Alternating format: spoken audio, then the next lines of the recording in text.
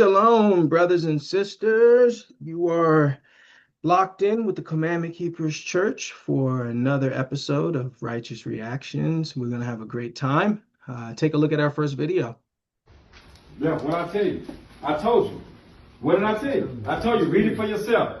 I just got back from getting a paternity test. That's me being a grandparent. That's not your baby. I tried to tell you you should have got a DNA test. So I'm trying to tell you, do the man is not yours. She's promiscuous. I brought your brother with you. I brought my your brother over here. We came over here. Your sister came over here with me. Who told you to get a DNA test? What you mean? I told you not to get one. Why you get one behind my back? Why you get one behind my back? I didn't get it behind your back. What are you talking about, son? You got to understand. So the baby not mine? No, that's not your baby. You don't need to be taking care of something that ain't yours. Get off me! No, you got to calm down. That's not. It's okay. Who told you to get one? It's okay. Who told you to get one? Okay. Who told you to get one? Okay. You can't. It's okay. Get I off me feel with like my regardless. Man, nah, bro, I'm leaving. I'm tired of this family. Where are you I told you going? not to get one. Either you say you cheated on me or so. What you say? That's my baby mama. What you mean? Brother here. Nigga, you just talking about my baby mama. You just thinking you don't like her, bro. I do like. I'm tired of this. I'm it. tired of this. Calm I'm down. tired of this. Okay, brothers and sisters. Here we see a grandfather getting a DNA test on his grandson. And his son didn't seem like he appreciated that too much. So the first question is it a betrayal of the parents or an act of love for their child? Is the grandfather and grandmother getting a DNA test? Is it a betrayal of the parents or is it an act of love for their son? What do you think, brothers and sisters? Janae, jump in here, please, and then we'll get Cynthia. I personally think that they did that because they do love their son. They don't want their son to look like a fool. It's not necessarily betrayal. Like as a parent, we're, it's in us to protect you. And so when we see you making a mistake or going far, which sounds like they probably talked to him about this before, and because he said, I told you not to do it, but he needed to see, like, you know what I mean? Like, I don't know. Like, it's hard as a parent to watch your child make mistakes that, like could have been prevented, or if you gave them some better advice, things like that. So it's kind of hard to watch what's happening. So I think that's why they did it, so that they not necessarily to embarrass him, because it wasn't like that. I don't think that they came at him like, see, we told you it's not your son. Like, it shouldn't have been that girl a hoe. They didn't mention nothing about her, just that this is not your son. Like, we know what we know, and I'm watching this happen to my son and him be treated like a fool and be betrayed on and cheated on. And I can prove that that's not your baby. So, but then if the test came out that it was, that might have been different too. So I wonder if maybe he already knew that the baby wasn't his and didn't care. And now, like, he just didn't want to know. You know what I mean? Like, what's that song? I don't want to know. So you're saying it's an act of love? I think it's an act of love for a parent. Okay. All right. Let's hear from Cynthia. Jump in here, Cynthia. Yeah, Janae kind of said what I was going to say. For one, the parents wanted to, out of their own curiosity, so they could rub it into his face, for one. The number two, he knew something, so he had to have talking to the girl. He knew that he cheated on her, whatever the relationship looks like. So he clearly knew that's not his baby, because he said, don't do it, why'd you do this behind my back? I told you not to do it, because he already has an understanding. But excuse me, my language, he was really happy. Like, why bug somebody if they know they're happy in their life? Sometimes true love is blind, and he wanted to be blind right now. He wasn't ready to break it off with her or whatever situation that's going on. He was happy and raising that child that he did or probably did or didn't know that was his, and I feel like he did know, because he told them not to do it, and subconsciously he had to have known something, and the parents just wanted to be smug about it. I could see it both ways. Yeah, they did it out of love to say, hey, we know, I see you, see me, see you, see me type of situation. But at the same time, they did it because they wanted the peace of mind, saying, oh, we were right, so haha, type of thing. So I see it both ways, that it was out of act of love, but at the same time, they were being in your face about it. Why You said why bother? Say that again. Oh, Cynthia's in and out there. Something's going on there.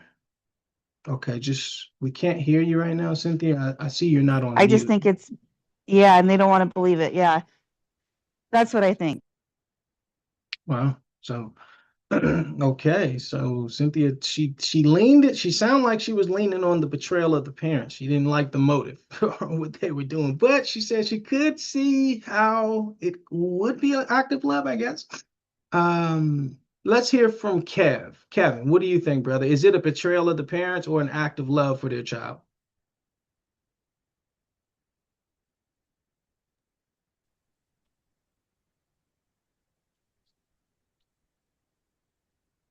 I think two things in this particular situation could be right. Parents have an active love for their son, but I believe the young man also had that potential idea in his mind. Therefore, he wouldn't have asked them, or excuse me, quoted the fact that he didn't think it was wise for them to do it, or he told them not to, excuse me. Um, but I also think that what Cynthia said, I have to give another perspective on that love thing, the blind part, because blind love can be expensive. So hypothetically, him and that girl break up later on, and he's still paying, you know, and then he comes to find out that that's not his child, but his parents knew back then, and they didn't tell him. There'll be a certain, amount of feelings there. I can imagine. So.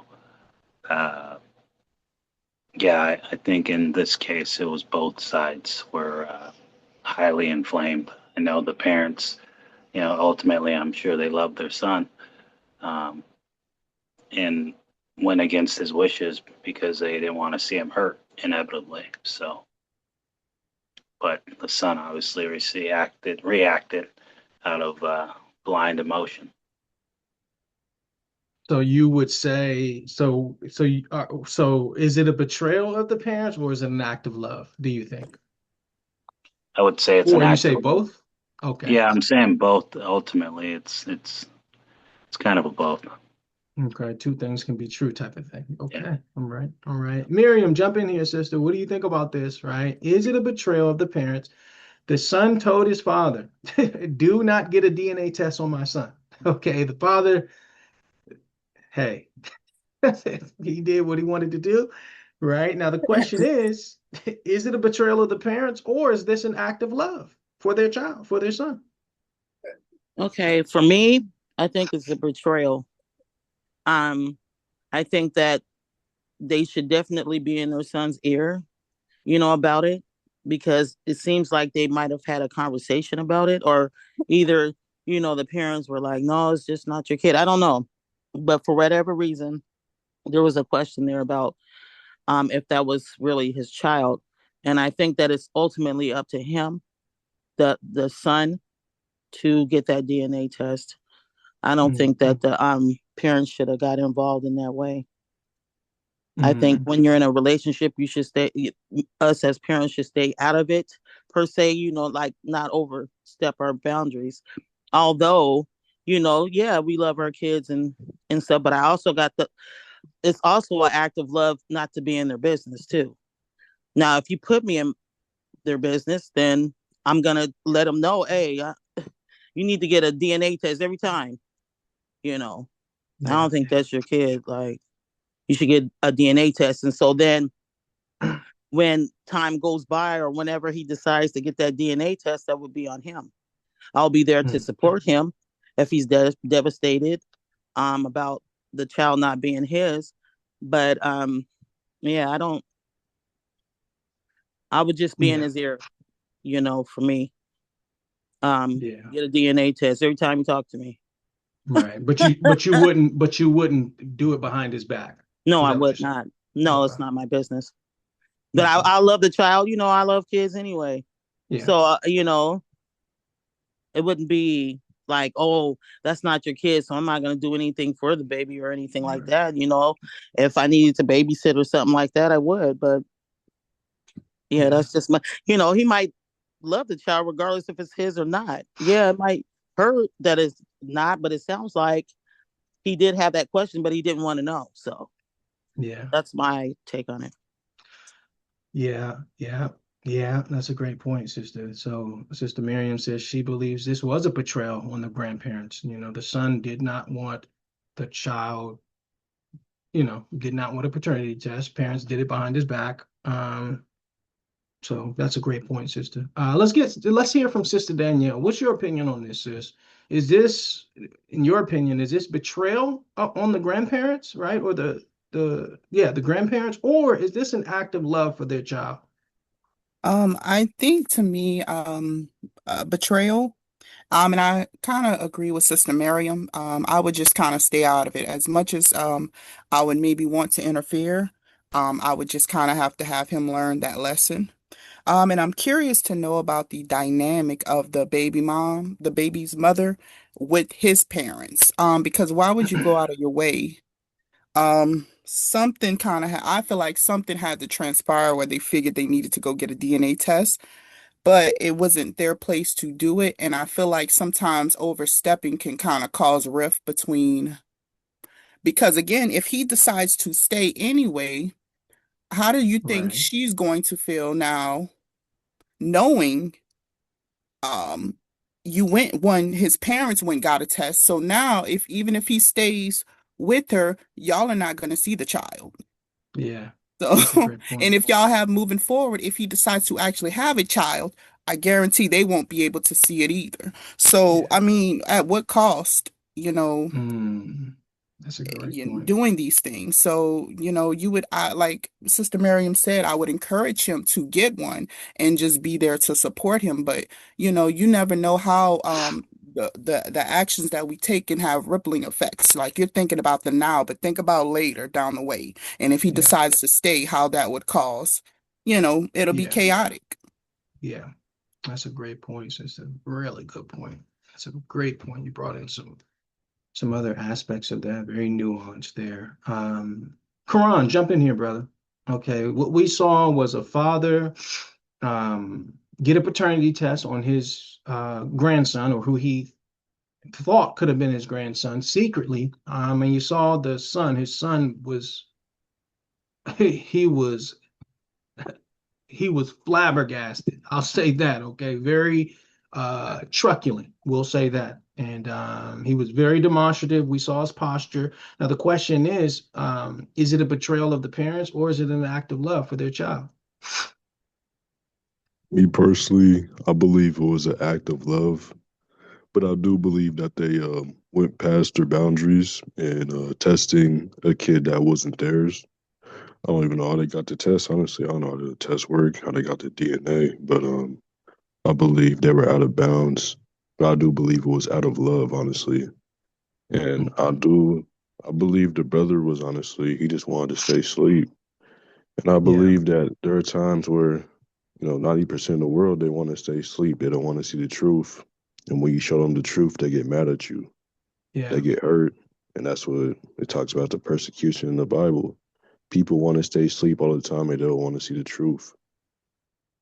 That's a It's great out of point. love that you show people the truth, even though they don't want to see it. So Mm, I believe if I was in that scenario, I would have wanted, I would have wanted to have the truth revealed to me. You yeah. know that brother. He's probably like I think another sister said, he probably suspected how he suspected the child wasn't his, and he was just content with how I actually don't think he was content with how it was going based off how he reacted. But I Yeah. believe that he probably had inner turmoil about it, but he just didn't want to see the truth at the time. And he was fine being in a situation where he was being lied to. And when this information got revealed, he was hurt because, you know, he was cool. He was cool with it. But now he has to reflect and now he has to move differently and get out of his comfort zone. Yeah. And I believe it was out of love that they did that. You But think it was I an do act of believe, love? yeah. Okay. So what we saw I'll give a commentary on what we saw since we had some sisters join a little bit late.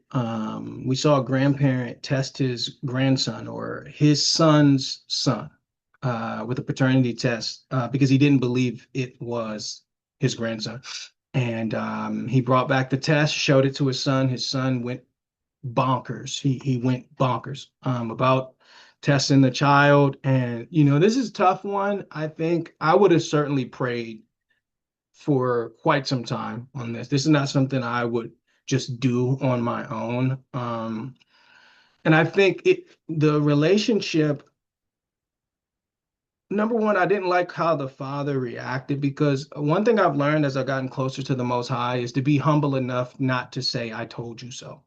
Right? When you are somebody who says, I told you so, when you're proven right and somebody else is proven wrong, I think that's the attitude of an expert, right? As of someone who thinks they're perfect. And so I didn't like how the father said, "I told you." If anything, he should have hugged his son, right? He should have hugged his son, knowing that he was hurt or he was going to be hurt. Most men don't even want to be fathers. So here it was, this brother, he wanted to be a father. So it was sad to see how hurt he was.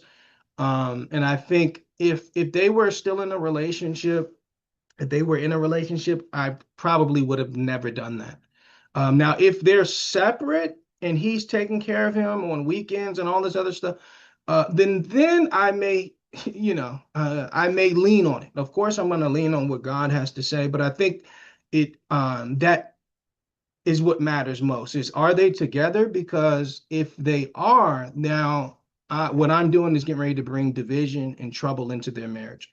Now, if they're not together, if my son is not together with this girl, but yet he's taking care of this young child as if it's his, on putting up money, paying for daycare, all of that, then I may be inclined to do it. But, I think they did it out of love, but it was a betrayal. I think they did it out of love. The motive, I think, was right, but I think it was wrong to do.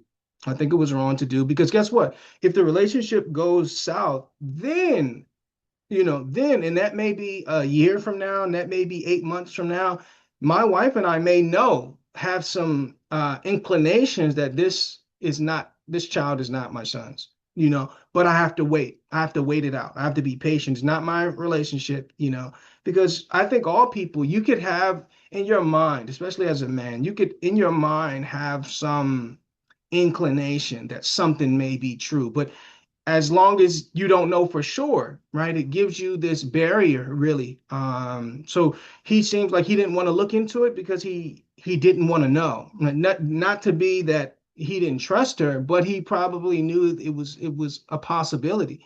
And once you get confronted with truth like that, and I've seen people do this all the time, which once you get confronted with truth, now you have to make a move, right?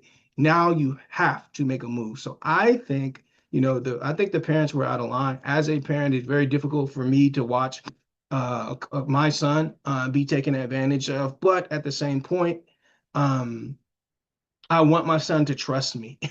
And after that, I don't know if he trusts his parents. I really don't. So let me ask this though. Okay, this is another part of the question, right? And the only reason I didn't ask the other sisters because they didn't see the video. But is this a fireable offense? Right? Should a parent permanently be cut off? Should a parent or a grandparent be cut off for doing a secret paternity test? Or is wanting to know the truth a forgivable mistake? What do you think? Right? Is this a fireable offense? Should a parent be permanent or grandparent be permanently cut off for doing the secret test? Or is wanting to know the truth a forgivable mistake? What do you think, brothers and sisters? Hello, this is Ahola, and I came in a bit late, and I was just wondering when it comes to that question, what's the context behind it? Like, are they okay,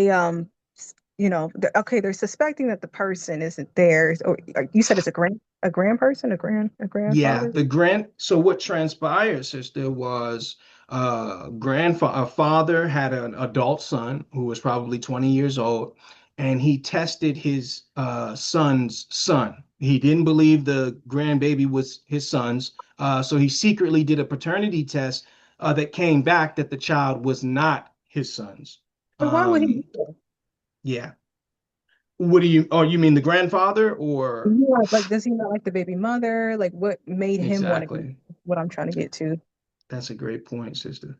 Yeah. And it seemed like the son said you never liked her, so we don't know exactly what his motive was, but that's what transpired, and they went back and forth. He was very hurt. He was angry with his father for doing the DNA test. He said he specifically told his father not to do the test, and yet he did it. So when we say, is this a fireable offense, we're saying in light of actually what went down, what occurred, should this grandparent or parent be cut off for doing this secret test, or is wanting to know the truth, is this a forgivable mistake? I think it's not right that he disrespected his son's boundary and went and did all that and did that with the child and everything against their will, and it turns out that, oh, it is my child. I mean, that's I don't like that part. They Yeah, told you they didn't want you doing it, especially the father, he believes it's his son, let him be. If he wants to go do it, let him go do it. So I don't like the fact that the grandfather did it. Is it a forgivable offense? I don't know if I'd be able to forgive. I don't know. I really don't know. I don't even know how to answer that, but I just know that part right there. I don't like that part right there. That's all I can say. that's a great point, is to appreciate the honesty there. Cynthia, jump in here. Tell us, sister, what's your opinion on this? Okay. Uh, the question is, should I never talk to the parents again, or should I forgive them? Yeah, should they be Personally, with permanently cut off or? uh, for, I feel like maybe like with my personality and who I am, I've done this to my sister too. I stopped talking to her for years, and then I finally got over it, and then I talked to her again. I had to Hmm. give up. Hmm. I Yeah. eventually forgave, the situation at hand. So I think I think both ways. Like I'd be mad at you, I'll punish you for a while. I'm very, Hmm. I know I shouldn't be, but I'm very, what's the word, salty. Hmm. Hmm. Not only salty, but petty. I'm a petty person, and I'm working on that. I'm a little bit better every year, I should say. But yeah, I'd say like say, hey, you have boundaries. I'd say like there's gonna be boundaries. I'm all like, because think about it, like if they invite us to, like, we do a lot of family events and stuff, it's gonna be weird. Like really, after everything that happened, like Hmm. I give it some time. I give it some time. Um, Definitely give it some time, 3 to 6 months or Hmm. something like that. I probably go longer, but I give it some time and then talk to them about it again and say, hey, this is family. You just got to get over your problem, whatever the situation is. And Hmm. then if you don't like them, then you don't like me. Like it depends on like how much I'm behind my Hmm. family's my actual family's back, because this is my Yeah. family now. Because Hmm. in the Bible it says something like, once you are in the family, you're living with your parents, and then you leave the family. Now you have your own family, and you're not a part of that family anymore. Now the part of family Yeah. in the Bible. Anyways, Hmm. that's me. I'm a petty person. I say don't talk to him forever, and then get over it, and then say, hey, I love you still. That's a great point, sister. So she said an extended suspension, right? We're going to suspend communication. Okay. Janae, jump in here. Okay, I don't think it's a fireable offense. It's still your parents, and I think it would kind of depend their motive, right? So there's more to the story, of course, but I don't think they did it out of being malicious or evil. They just wanted Hmm. their son to know the truth, and so Hmm. of course he's going to be upset for a while. But that's still your parents in the end, and they were just trying to look out for you. So it's not like they were trying to hurt you. So if somebody's doing something, that's different. And we're also supposed to forgive, Hmm. then Hmm. nobody died, like nothing like that happened. Yeah. Now, you brought up a good point, because what if they're not in a relationship? Because looking at this as he and the girl are still in a relationship. What if they're not in a relationship and he is paying all these things and doing all these things for this child that he's not, obligated to do? Being on child support and different, having courts involved and different things like that. So that was a good point that you brought up that I didn't even think about on that end. But definitely don't think you should fire your parents. But like Cynthia was saying, like, I'm gonna have to. He's gonna need some time. You know, he's hurt. He's embarrassed. Y'all recorded it. You put it on the internet. There's a lot of different things going on here. Number one, I think this is a private matter and it shouldn't have been recorded. If that was really your intent, why did you want to record his reaction to it? Mhm. I could Mhm. see coming and talking to him about it. Hey, you know, we did this. I'm sorry I did this. Like you said, maybe give him a hug. Hey, but this ain't Mhm. your child, and I can't watch this anymore. So Mhm. yeah, I just it's just too much. And then if they are together, like Cynthia was saying, how awkward is that going to be to come to the house? So we're supposed to come to the Yeah. house. You accuse me of cheating on your son, which I did cheat on your son because it's not his baby. So now I got to deal with all that. And we still together though, so like that's gonna be weird. And the family ain't gonna like her. Probably gonna tell her can't come in the house. And like like what Cynthia brought up, like you're supposed to cleave to your wife. So now you have to be stuck to your wife, and you can't deal with your family no more because your family put your wife on blast. If this is what if you're gonna continue on, so it's a couple little nuances there, but Great I don't point. think it's a fireable offense. And Okay. once your wife is not okay with it, then you're gonna have to maybe talk to your parents by yourself Mhm. without her. Yeah. You know. Yeah. It's a great point. It's a great point. Sister Danielle, what do you think? Let me ask. Is this a fireable offense? Should a parent be permanently cut off for doing this secret test, or is wanting to know the truth a forgivable mistake? I think no, it's not a fireable offense, but I don't think it was their truth to know Mm, it was yeah. his. And I think given time, he probably could have came around, but they didn't give him the opportunity to do so. Um, and y'all brought up some good points that I kind of didn't actually think about. But yeah, it's just a messy situation. And I think it kind of maybe he could have severed ties a little bit cleaner than what because now they've gotten involved. So now you have Hmm. him against her, then you have Hmm. him against his parents, and it's just a whole messy situation. And I don't think it needed to be. I think they could have, like y'all brought up, he probably maybe had he probably could have came around like him knowing, well, I kind of want to get to the truth. I think sometimes we kind of we start slow, but I think eventually we kind of can talk ourselves up to getting it. And I don't know how long they've been in his ear. The child looks maybe 2, possibly 3. Hmm.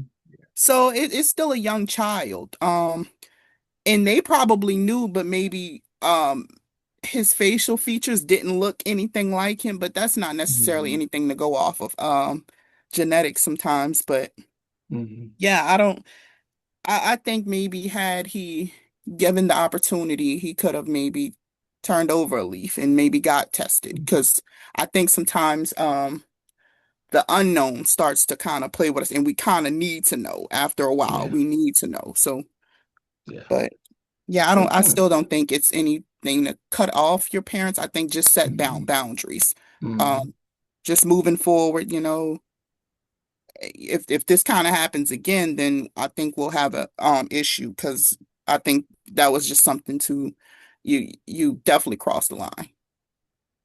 Yeah, that's a great point, sister. Very good point, sis.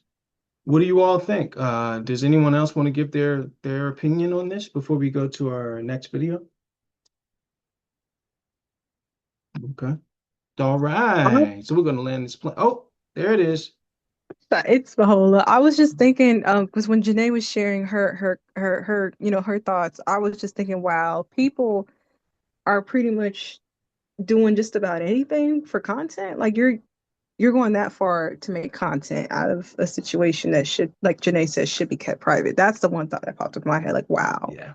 wow. Yeah, this should have been. Yeah, that's a great point. Yeah, it's very embarrassing for the son. Very embarrassing because the Commandment Keepers Church is now talking about it. So, I would say I certainly don't believe it's a fireable offense. I do believe probably there should be some suspension, I think, for a while, until he cools off, because you really can't dishonor your parents. So, talking to them, even in anger. You have to be very careful with how you talk to your parents.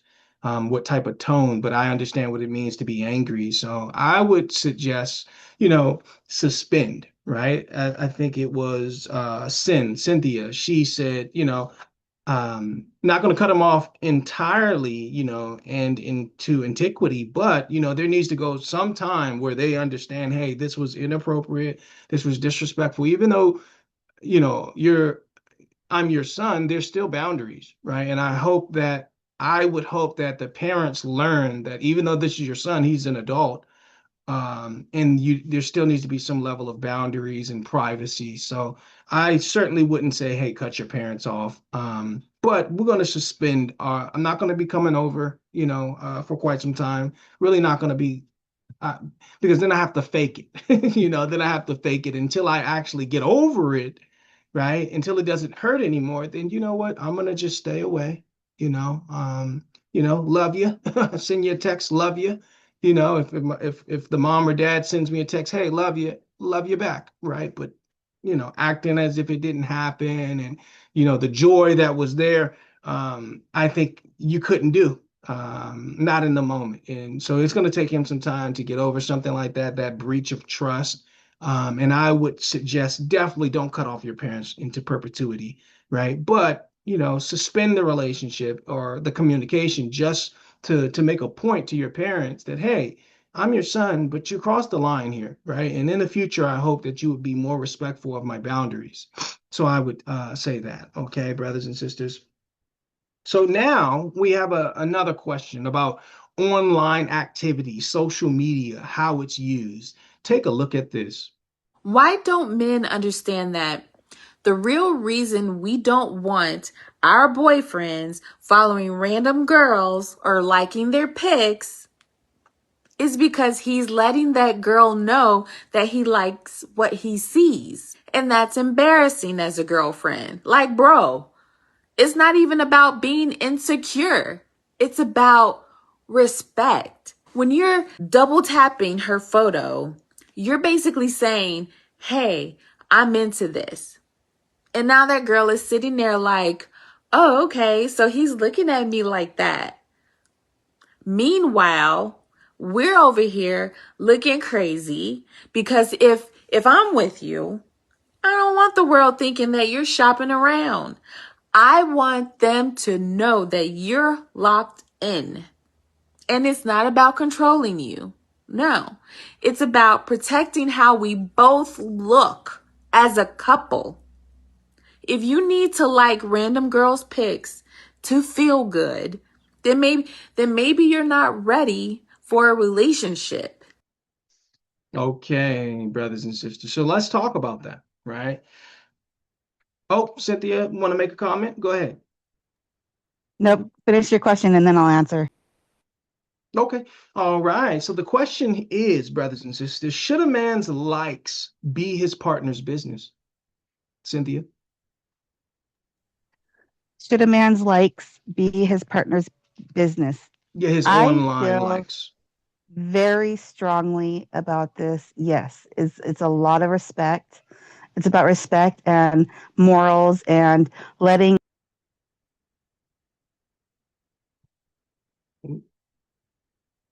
Hey, something happened. Can you come off mute, sister? I don't know what happened. Can you hear me? So, yeah. Tell us again. Tell us again. Okay, so I feel very strongly about everything she said. Everything she said is on point. I feel like yes, it is the business because of the fact that if my man is over here liking a girl, regardless if they have like clean time or regardless if they got a new car, it doesn't matter. You could like it in your head. Good for you. Move on. You don't need to be telling everybody that you like it, and it just opens the door to possibilities of what could be. You know what I mean? And I don't like that. If it was me going around liking everybody's pictures and saying, "Oh yeah, I like the six pack. Oh yeah, I like that. I like this." That just belittles my husband and making him feel like not a person, like inhuman. You know what I mean? And it goes both ways. Like nobody should be liking other people's photos like that unless they know each other or unless um Actually, they're just no unless really honestly, unless the other person has a couple, and even then it's kind of suspicious because there's always like weird stuff out there like trading partners or whatever. The other couple is thinking like, oh, what if they're interested in us? Oh, this person likes us, and then they act funny, and there goes Mm, that relationship. It's just so many prospects of situations that could go down the bad rabbit hole. I mean, I don't even like gaming. I honestly don't even like gaming. My kids there's no PlayStations in my house. I don't care who wants it. No gaming. No, no messaging in the games, no talking to people in the games. I mean, I've fallen into this relationship issue too many times to have I mean, call me insecure. I don't care. But I okay. think it just shows everybody out there, like exactly what she says. If everybody out there, if the person saw that you like that photo, then it's like game on. You know what I mean? It's like game on. I don't appreciate any of that. God would Yeah. smite everybody. Oh, I think. Oh my goodness! I swear, like he should. I'm like that should Cynthia. be a notch on the belt to go down below for doing Mm. anything like that. I must say, I am very serious. Okay. I'm a serious person. So Cynthia says, heck yes, it is, you know, his likes and his online life is his partner's business. Cynthia feels very strongly about that. What say ye? Right? Should a man's likes be his partner's business? What do you think?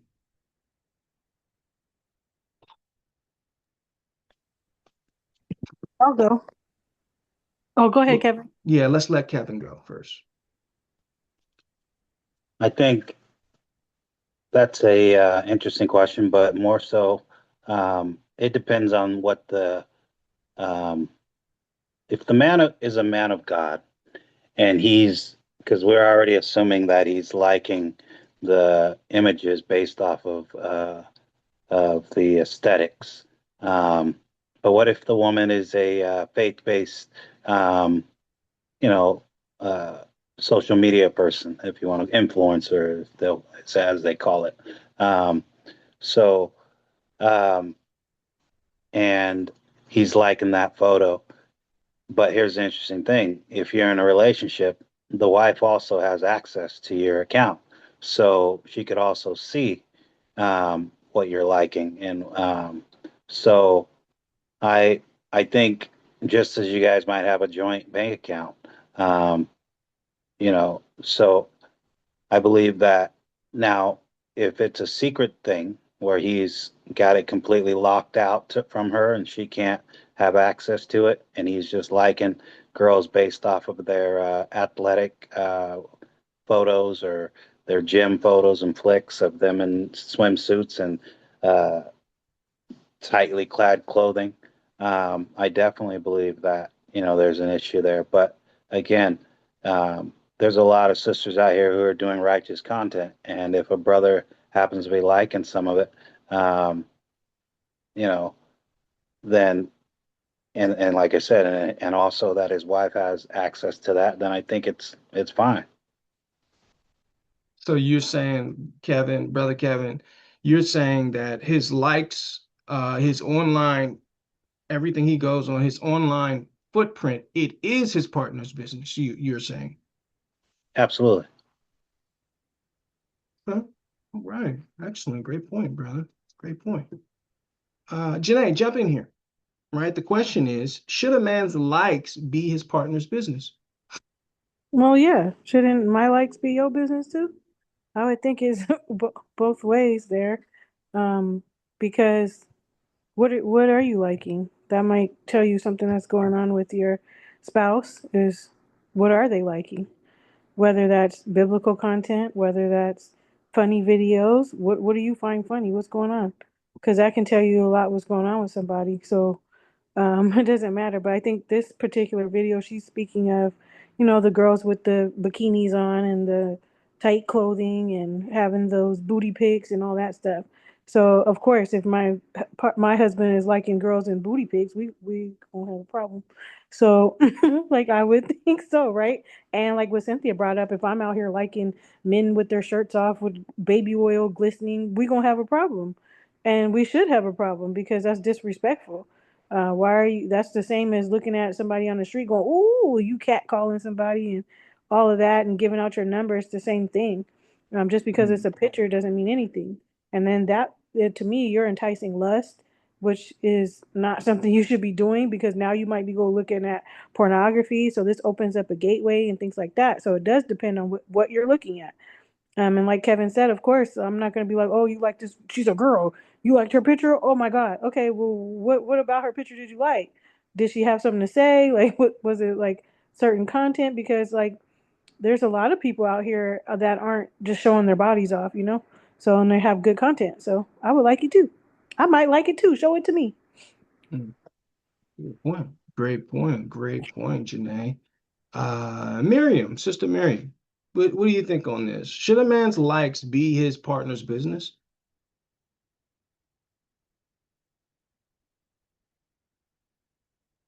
Oh, you're on mute. Um, There you go.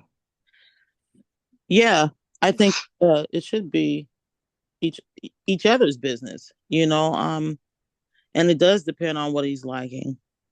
But I think it's safe to assume he's liking her pictures like lust lust wise. You know, he's lusting after her. So yeah, that's a problem.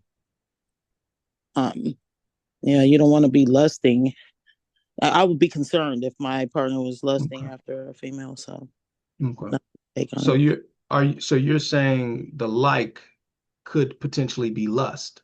Yes, Mm, great point, yeah. sister. And why is he on her page in the first place? And what's Mm, drawn him back continuously to that page is the question as well. that's a So great point. yeah, Great point, sister. Jump in here, ladies and gentlemen. Right? Should a man's likes be his partner's business? What do you all think? Let's hear from Angelique. Let's get Angelique in here. Hey, girl. Hey, let's see. You said, should a man's likes be his partner's likes? His Or should the yeah should a man's likes be his partner's business? when I hear it framed like that, I instantly think that he has something to hide. Well, and Okay. this is why I say that because when you're with somebody, I don't it's not a matter of your likes. It's not a matter of his likes being her business because everybody has autonomy, right? You're allowed to like what you like. It's when you start being seek and when you get to know somebody and you're with them, and especially if you're married, you know what your partner likes anyway. So if when the question is phrased like that, yeah, yeah, it's their business, but it's not their business in a way that they need to monitor because of something I did. It's their business in a way because you I'm sure you and Janae know what each other likes all day, every day. Y'all probably go to restaurants and she didn't got to ask you what you want. She already knows what to order you. And that's so. I mean, to look at something like that, for example, and be like, oh, should my likes be, uh, should his likes be my business? No, he's a grown man. He's a grown man. He's allowed to like what he likes. Now, when he's being disrespectful and liking pictures and in people DMing folks, that's a whole nother conversation. Then we're not even talking about whether somebody's likes should be somebody's business. Now you're crossing boundaries. That's different. Uh, So so that's what I'm saying. I mean, okay. everyone has autonomy, and it's you're gonna know what people like. That's just Mm, isn't that the whole point? Isn't that the whole point of dating before you get married? Just to find out what someone's likes are. So yeah, and if they liking people's pictures and booty pics and twerking, that's probably not somebody you should marry in the first place, mm. or So be trying to be taken seriously anyway. so you're saying a like online could tell you a lot about the man. You're saying, is that what you're suggesting, sis? I I'm suggesting that if he is liking and heart and booty Mm-hmm. pics and leaving comments Mm-hmm. on someone's, if he's leaving heart emojis and fire emojis and commenting on somebody's Mm-hmm. booty shots, that's different than just, putting a thumbs Mm, up on somebody's high school graduation photo. Like, mm, mm. think about it. Okay, that's But a good yeah, point. Good so point, sister. yeah, I mean, boundaries. There has to be boundaries and respect for Mm, your partner. But also mm. at the same time, you're allowed to have autonomy. That's all I'm saying. You're allowed to have autonomy.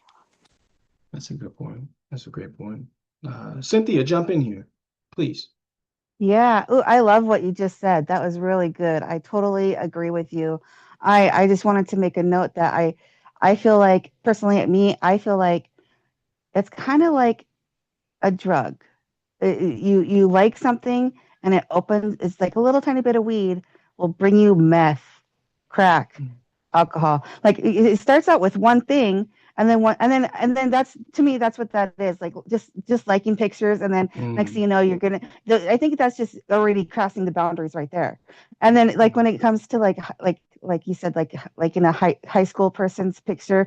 I mean, yes, but at the same time, I had a lot of dudes that liked me in high school, and they didn't talk to me because I was in a relationship, and they're reaching out to me now. You know what I mean?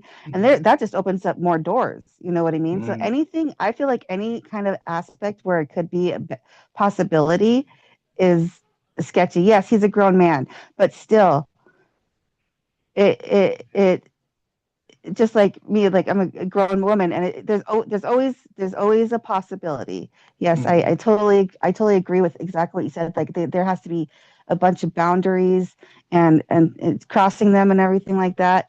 But it's just like it's just the start of something. Oh yeah, a game is harmless. You could be playing games, but next thing you know, you're in a group chat full of three men and a girl. Next thing you know, the girl's reaching out to you, and next thing you know, she's the counselor to your relationship. You know what mm, I mean? So I mean, I'm not talking from experience or nothing, but um, I'm just saying I mean, like Janae said, I like that. She said if there's a picture that he likes, let's look at it together. I'll tell you what's wrong with it. I'll be like, oh, you like that? Okay, well, I'll remember that because people change. People's likes and differences, and my taste buds change when I get older too. Like let's look at it together. We're married. We have to look at these together. And that's a different thing that you're sitting there liking it, and then next thing I know, and that's a big trigger for me personally. If I see somebody who liked your picture, and then next thing I know, I'm manic. I'm like, why? Why did this person like your photo? What kind of relationship did you guys have? And it doesn't even have to be him liking the photo. It was her, and mm, they had some kind of talk. They had some kind of a relationship, or they talked about mm, something. The mm, point is it's temptations. It's a mm, temptation, and it's not okay for me. mm. That's a great point, sister. Really good point. What do you think, brothers and sisters? Should a man's should his online thumbprint or footprint be his partner's business? What do you all think?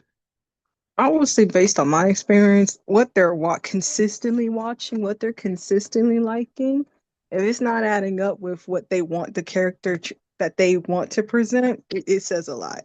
I'll just do Mm. it. It says a lot, good or bad. It says a lot. So, Sister Viola, you're saying that if what a person is liking online contradicts some of the things that they say they want, then is that a red flag, you're saying? Or like the like the stuff they're consistently Mm-hmm. watching conflicts with what you want to portray. I feel like it Mm. leads to some red flags, That's especially if those interesting. things are not they're not, I know we like entertainment and comedy, but if it's just Yeah. constant, like, influencer, just booty hole, ooh, sorry, Yeah. gym stuff and aesthetically pleasing things like that, and then other crazy stuff, and it's just like, okay, Mm-hmm. look, Mm-hmm. I'm peeping your mindset a little bit from afar through your algorithm on your phone. Mm-hmm. So I do agree with that part. Like it does say something. Now, if you're over there liking comedy stuff, entertainment news, development, sports, whatever, the things the guys like or humans, like maybe there are some influence you like, and they know how to clean well, or they got a whole channel dedicated to cooking and stuff or whatever. It's not even there's nothing said, that I know the difference between that. But yeah, I'll just say that feed, that algorithm, if I scroll through your stuff for 5, 10 minutes, all I'm seeing is it's like, okay. Yeah. Mhm. So yeah, that's Great just my point. thought. Great point, sister. Great points. What do you think, Sister Danielle? What do you think? All right. Should a man's online thumbprint, footprint, should it be his partner's business? I would say yeah. I mean, if you don't have anything to hide, what what's the point? I guess maybe don't make it bigger than what it needs to be. Okay. I'm not doing anything online, if you're hiding or you don't feel like you want me to know, then I would kind of side eye that too, in a way, like, because what are you hiding? Um, but I think, did she mean like on, like her question? I guess her remarks were saying basically, that she wouldn't trust a man basically like that. I think it was more so of him liking certain pics, not so much of like an influencer, but it's certain pics. I think she was saying it's embarrassing. So I don't think she was saying in a sense of something like just wholesome, but I'm thinking more so leaning toward dressing a certain way, more sultry, more, of that kind. But I would think, I don't know, that to me would be a red flag if caught doing that in the first place. Mm, I think that would be a conversation needed to be had because uh yeah, there's something that you see there that you like, so maybe we can talk about, that, but I think it's definitely a conversation that needs to be had. But mm. That's a good point. That's a great point. Okay, so then, all right, let me ask this then, brothers and sisters. Is liking a photo micro cheating? Right? At what point does a digital interaction transition from scrolling to betrayal? may I? Yeah, please, sister. I think when you start to DM, when it becomes virtual and then to in real life, or you're trying to, it goes beyond that. Like, I think, because again, some people may read more into it, and I think it Hmm. depends, like I said, it depends on the picture, but I think some may read more into it. Some may not have an issue. They may not see any harm, in that. And so, I think once you start, if it moves past the like where you're trying to meet in person, you're swapping telephone numbers, Hmm. you're trying to maybe you've met on another social media platform or something like that. Anytime it goes past the like, Mm, I think, yeah. that's a good point, sister. That's a great point. Um, okay, let me ask the question again, brothers and sisters. Is liking a photo, is that considered or could that be considered micro cheating? Right? At what point does a digital interaction transition from scrolling to betrayal? What are your thoughts? Is liking a photo micro cheating? Cynthia, what do you think? Oh, I was really thinking about this one too. When does it become micro cheating? Well, it starts somewhere, obviously, because there's got to be something in the relationship that's making him feel like he should like a photo. And then from there has to be something where he has to, um, of course, if she sees he likes it, then she reaches out, probably the DMing, like, hey, how you doing? What's going on? And then from there, she's the counselor. This is what's going on in my life, blah, blah, blah. Boom, there it is. Mhm. That's probably what I imagine it to be. I don't know. I've never freaking cheated, or I haven't seen how it starts, unless a friend, like, and this is a photo. This isn't like a friend introducing to a friend, and this is just going through a photo, and Mhm. that's how I imagine it would look Mhm. like, Mhm. honestly, you know. That's a great point. That's a great point. Let's get Sister Miriam in here. Sister, let's talk. Is liking a photo or photos, could that be considered micro cheating? I don't know what micro treating is. What is that? Would you consider that a form of cheating? Depending on what a man is, if you go to a sister's page and there's five, six, seven photos that he's liked, would you consider that a form of cheating?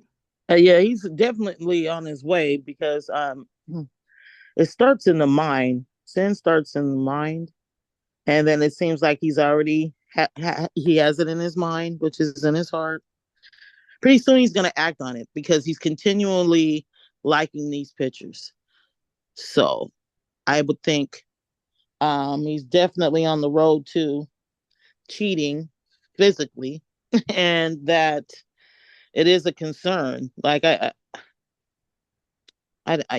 kind of because according to the Bible, he's sinning them right now, like by doing that. But Mhm. or so I don't know. It's kind of tough. So if that's yeah, micro cheating, yeah, I think he is doing that at this point. Okay. Okay. Quran, what do you think, brother? Is liking a photo or could liking photos, could that be considered a form of infidelity, a form of cheating? Let's just say it's not even just a man, right? Let's open this up because if it's right for a man, then it's right for a woman and vice versa. Is liking a photo or liking photos, could that be considered a form of micro cheating? Um, yeah, I would say so, depending on what your heart is. What are the photos in question? Are we talking about something like lustful, or what are we talking about? Yeah, I mean, it doesn't have to be lustful for men. If you're attracted to a woman, she doesn't have to have a bikini on for you to be liking her photo. You know what I'm saying? So Yeah, I, you know, I would say if it's repeated, yeah, because your heart, um, I would say if your heart is inclined to focus on this other woman so heavily that you're constantly liking her stuff, you're probably putting less attention on your woman. So I mm, believe your focus should be on your wife and not another woman. And I believe if it's like you're scrolling past, you see her post, you like it, it's all good. But I don't know. Like I said, I think it would depend on the context. I follow I don't follow many women on my Instagram, probably like one or two. I think it's this one woman and she kind of harps on like the toxicity of the black community and like the whorism and like kind of the promiscuity. And I like her content because she's a black woman actually having self reflection. So, but I don't really see her on my feed. But if she does post something, I'll like it. And it's probably about it. I think there's like one more. I forgot what her name was, but I so think so what mhm. you about to say? Okay, so let me ask this. Let me put a qualifier, right? Let's say it's not a man. Let's just because I so let's say you're married, right? Or you're courting a sister and you see that she liked a photo of a guy with wads of cash and standing on his $50,000 BMW, the hood of his car, you know, are you okay with that, or would this make you feel some type of way where it could be considered you take this as, hey, this is micro cheating, this is a form of infidelity, I can't trust you. What do you think?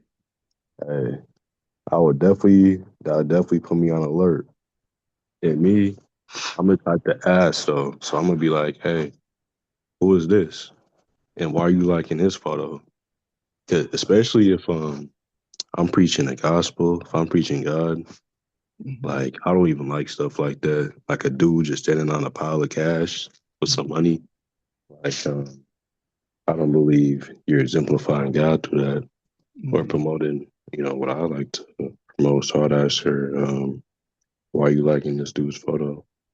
You know, That's a great point, really brother. be case by case. You know what I'm saying? Because if my woman has Instagram or anything like that, probably a lot of main big people are men. You know, a lot of people pushing the envelope are men, so I can't be tripping over every post she's really liking. You know, it has to be on a Mm, case by case basis.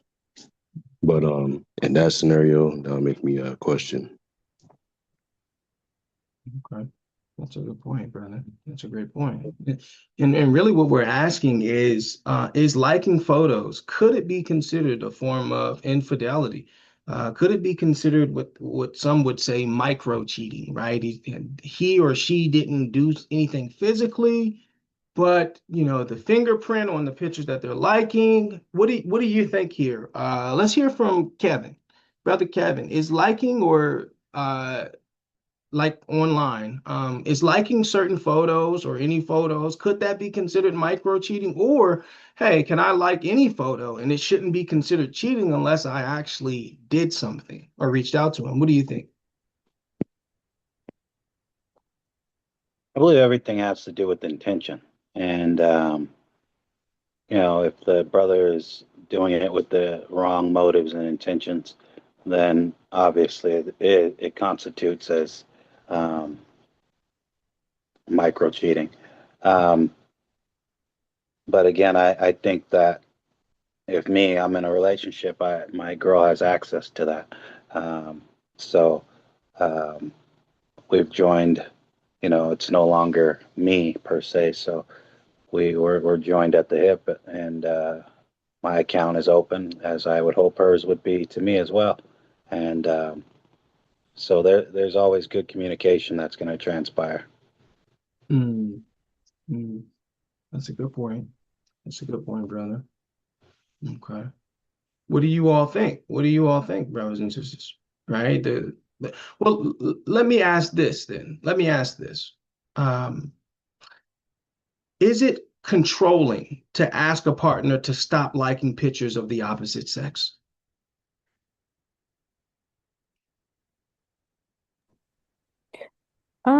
I'll go. So to answer your previous question, about it being cheating or not, like Yeah. Kevin said, it has motive matters. So what's your motive behind it? And like, there's it, it just depends on what you liking. Like I think that all depends on what you like and how much of it you liking. So of course, if you're liking something that is lustful, then yeah, you're cheating because you did it in your mind. Like Sister Miriam said, you did it in your mind first, so you already cheated. So we got some things we need to talk about. Maybe you need to get off the internet. That's probably what I would go with that. Um, but you said, is it controlling to be like, I don't like that you're liking Yeah. that? Is it controlling to ask a partner to stop liking photos of the opposite sex? I shouldn't have to ask you that. So if I have to ask you that, then we have a problem right there. So you're making me be controlling, and I don't want to be controlling. I don't want to be like, stop liking this photo. Why do I gotta ask you that?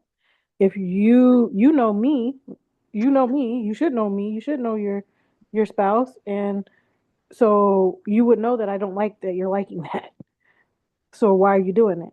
And then for me, putting me in a position to have to say, stop liking that is crazy. And then if you are so unaware that you don't know what you're doing is inappropriate, then we have another problem. So Mhm. I don't really think it's controlling unless it's like, because some people are controlling. Yeah, it just kind of depends, right? Because Mhm. some people are really controlling. Like, I don't want you liking them because they're jealous. I don't want you liking this particular person's photo or whatever. Mhm. I mean, I really don't care. To be honest with you, you gonna do what you gonna do, and God gonna smite you either way. So if you Mhm. want to do that, then go ahead and do that. But Okay. I don't really think it's controlling. I just think that you shouldn't put your spouse in a position to have to tell you not to do something. Good point. Great point. Oh, Cynthia disappeared. Okay, one. All right, so what do you all think? Is it controlling to ask a partner to stop liking pictures of the opposite sex? This is Vahola. I think when I think of that question, I kind of want to say I want to say yes. Um, but but I understand the perspectives behind it. I want to say yes, but I also want to say that I, me having to open up my mouth to ask tell you that I sound crazy. Mm, I feel crazy. Like I don't want to have to do that. So the fact that you're mm, doing that and then you're doing it consistently, it's red flags across the board. And then I know that mm, what are you looking at? What are you, but for me to have to ask that, like I couldn't see my. I've never asked. I've never had to say stuff like that or ask that. I've been in situations where where there's grounds for that. We mm, grow and we learn from that. And based on those situations, it's like it, the fact that you feel the need to do that, the fact that you want, it says a lot. And, the exit sign is right over mm. there. Depending on what you're looking at. But I don't want to sound crazy having it. Hey, can you stop? Like, I, I don't want to feel and sound crazy. That's a good point. That's a great point, sister. Um, okay. Cynthia, what do you think about what we're saying here? What are you thinking about this? Is it controlling to ask a partner to stop liking pictures of the opposite sex? Oh, I'm so sorry. I keep getting out, man. I don't know what's going on. Every time I bump my phone, it gets me out. Okay. I love what Janae had to say about that. Janae had really good points. She said that he shouldn't have to make me feel like I should have to ask, Clearly he's Mm-hmm. subconsciously already there in that mindset to want to do those things, but I shouldn't have to be the one to say anything saying, "Oh, please stop liking it." Mm-hmm. There's no reason why he should be making me feel like I should say anything, feel Mm-hmm. self-conscious, feel insecure. Like that's not what a husband does, That's not what a significant other, whoever's courting the other. You're clearly having eyes for that person. So Mm-hmm. whenever you're in that situation, you shouldn't, he shouldn't be able, he shouldn't be able to make you feel like you should say anything at all. You should just, I mean, I feel like if a person is that willing to want to go that far to like those photos of, even if it's just a girl, or if it's a girl that has clean time, or if it's a girl who you think is pretty with a short haircut, whatever, then I I think like he's a man child. Like honestly, he's not fully developed to be in a relationship. Like he shouldn't be going like, and or even if it's an ex photo and you guys are still cool. No, an ex is an ex for a reason. That period. An ex is an ex for a reason. And if you want to go back and like a photo and keep talking to them, then you might as well go back to them, because that's not what's going to be happening in my house. I have children. I'm not raising another child. You're a man child. I mean, I have so much more to say about this, and I'm just going to make it worse and belittle men now. I'm not going to go there. The point is, he shouldn't be making his significant other feel bad about herself in any shape, way, or form, because God said in the Bible that he is the head, the woman is next, and then the children. So if he's going to Mm-hmm. be a good example to his children, he shouldn't be doing stupid stuff like that. The end. That's a great point, sister. Vahola, jump in here.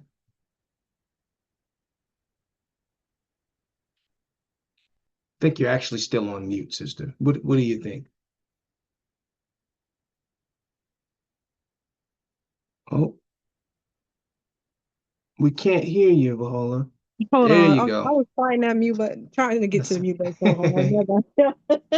But I love what Cynthia said about the man child, because that's the type of man, the character that I had in my mind when I was thinking about my response earlier. The man child. That's who I had in mind when I was thinking about what I was saying. Yeah, Hmm. that describes it perfectly. Man child. We're So not you talking about the real agree? men. We're talking about the man childs. Hmm. Those guys. That's a Yeah. great point. That's a great point, sister. So then, while I have you, is it controlling? Did you say?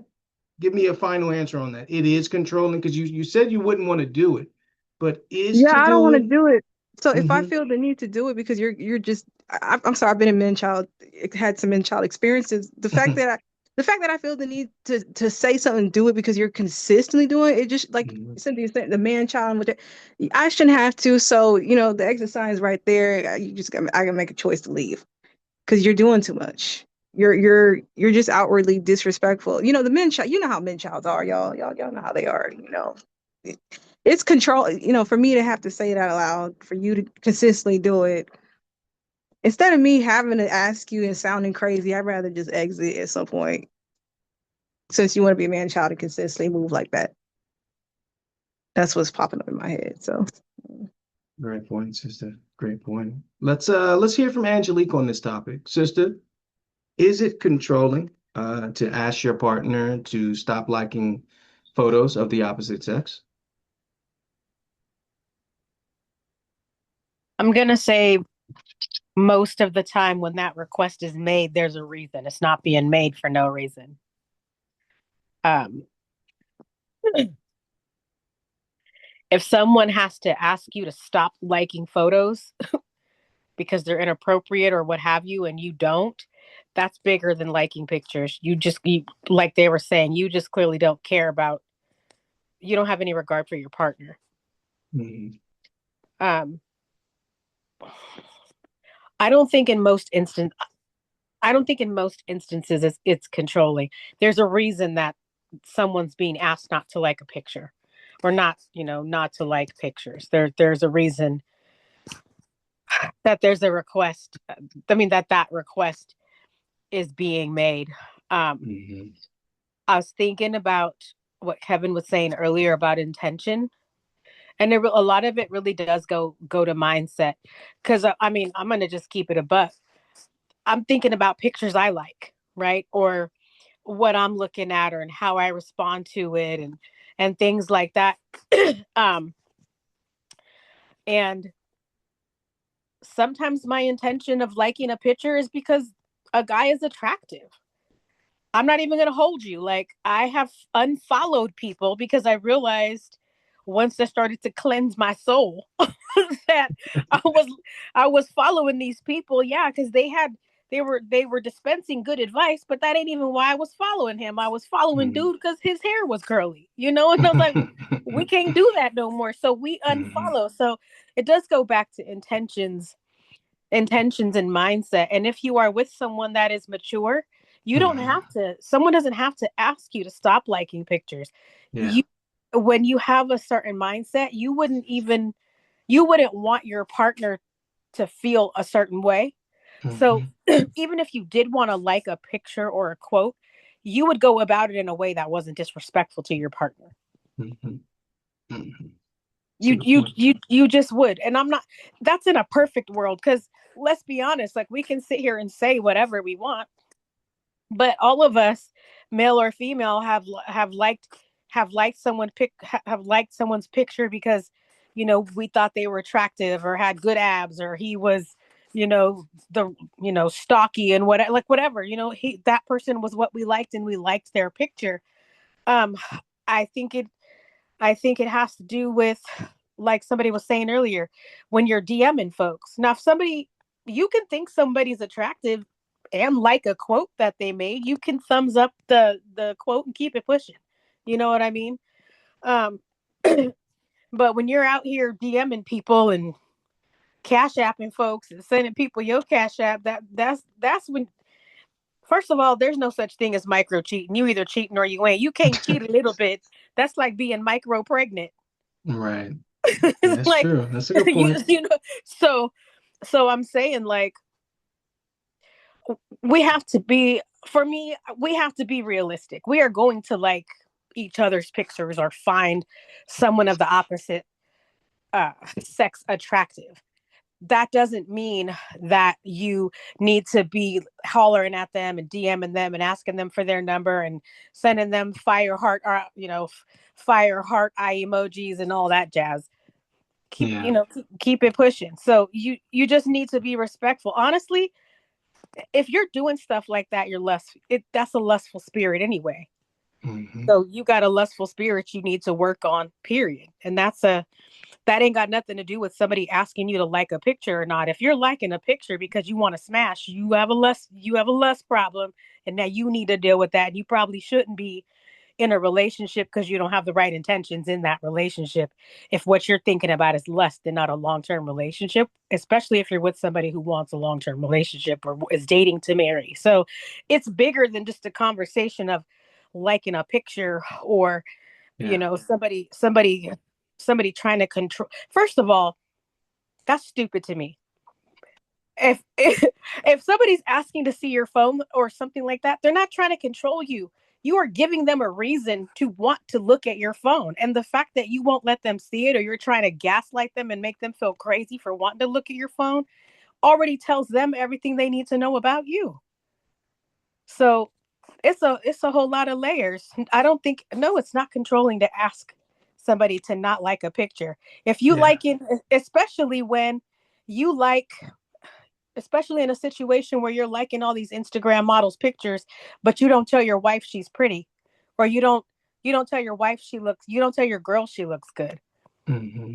So, Yeah. because when you're talking about that, that's usually the situations where a woman will ask a man to not like a picture. It's because she Hmm. doesn't feel like he finds her desirable. Like Mm. he's desiring that woman over her, even though it's a picture of somebody. Yeah.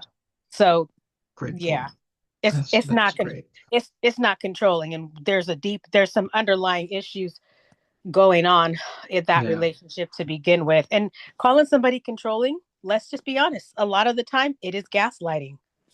So it That's is. true. That's It. I true. mean, I mean, really, I'm not one to throw terms around like that because I know Yeah. we like to do that nowadays and call everybody a Sure. gaslighter and a narcissist. Sure. But Sure. there's just a lot of context now where women are right, a Mm. woman's intuition is right, but we get made to feel like we crazy because we done spotted the knot. Hmm. That's a And good then point.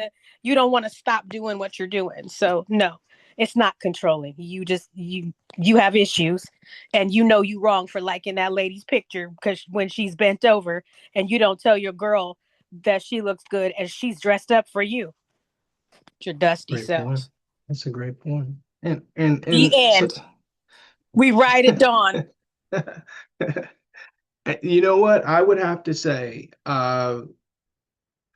with the whole on the whole topic, I do believe what you do online, whether it's liking photos or commenting, I do believe that it is your partner, quote unquote, your partner's. It is your partner's business, whether that's male or female, because you are a reflection of them.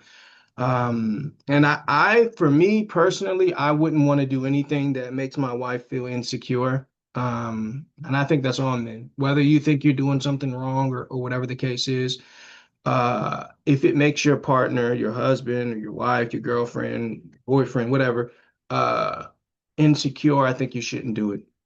Because there's the consequences of making somebody feel insecure. You don't want those consequences. You don't want those consequences. So I would always say I wouldn't do anything I wouldn't want my wife to do. And that's really how I walk a line. If this is something that, even if my motive is right, if it's still not something, um, as the Bible says, stay away from the appearance of evil. If it's something that I think may make my wife feel insecure, I don't think you should do it. And I don't believe it's controlling. I don't believe it's controlling.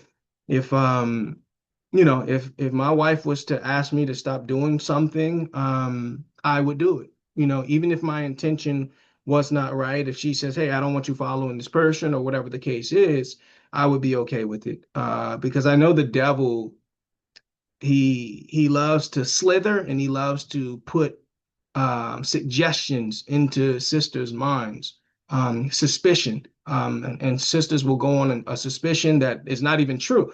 So I know that the devil, when you're in a relationship, you have you, the other person, and then the devil. The devil tries to get in and say certain things and to make you think certain things. So I think it's not controlling. Like I would have to agree with Sister Angelique.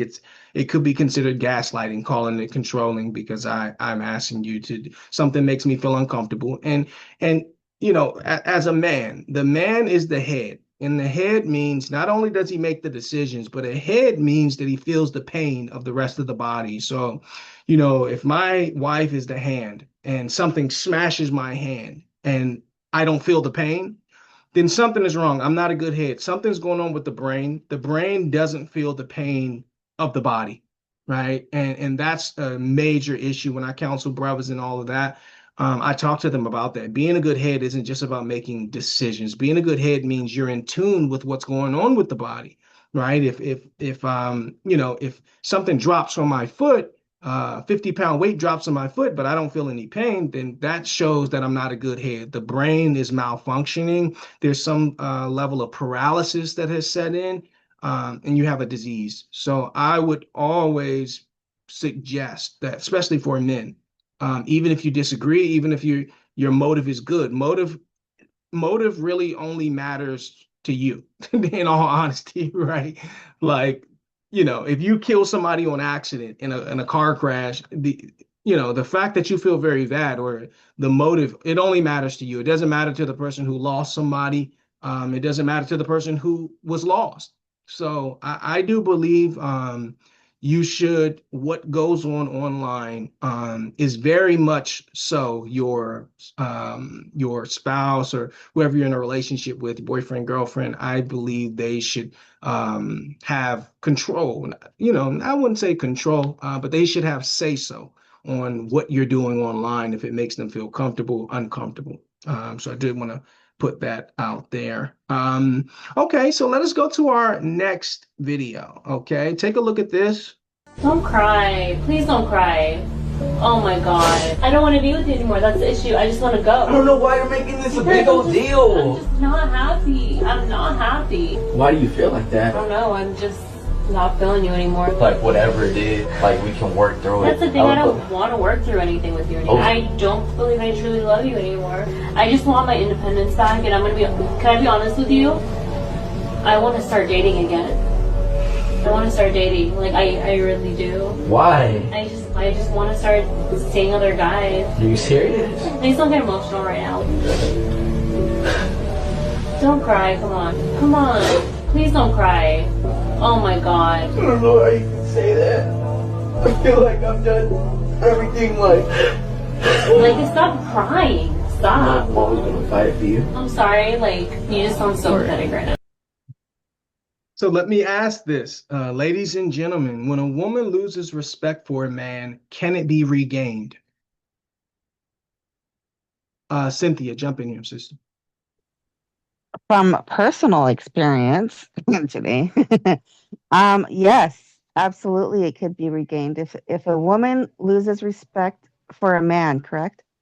Yes, ma'am. Can it be regained? Okay. Mm-hmm.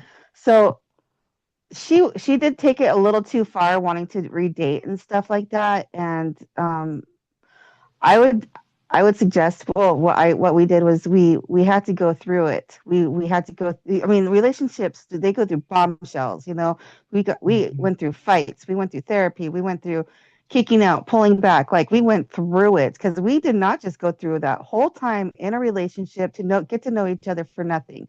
We didn't have a baby for nothing. We didn't have work together to get where we were for nothing, even if we loved each other or didn't love each other throughout our time, because God said, if you're married, you are in a relationship forever, just like your vows.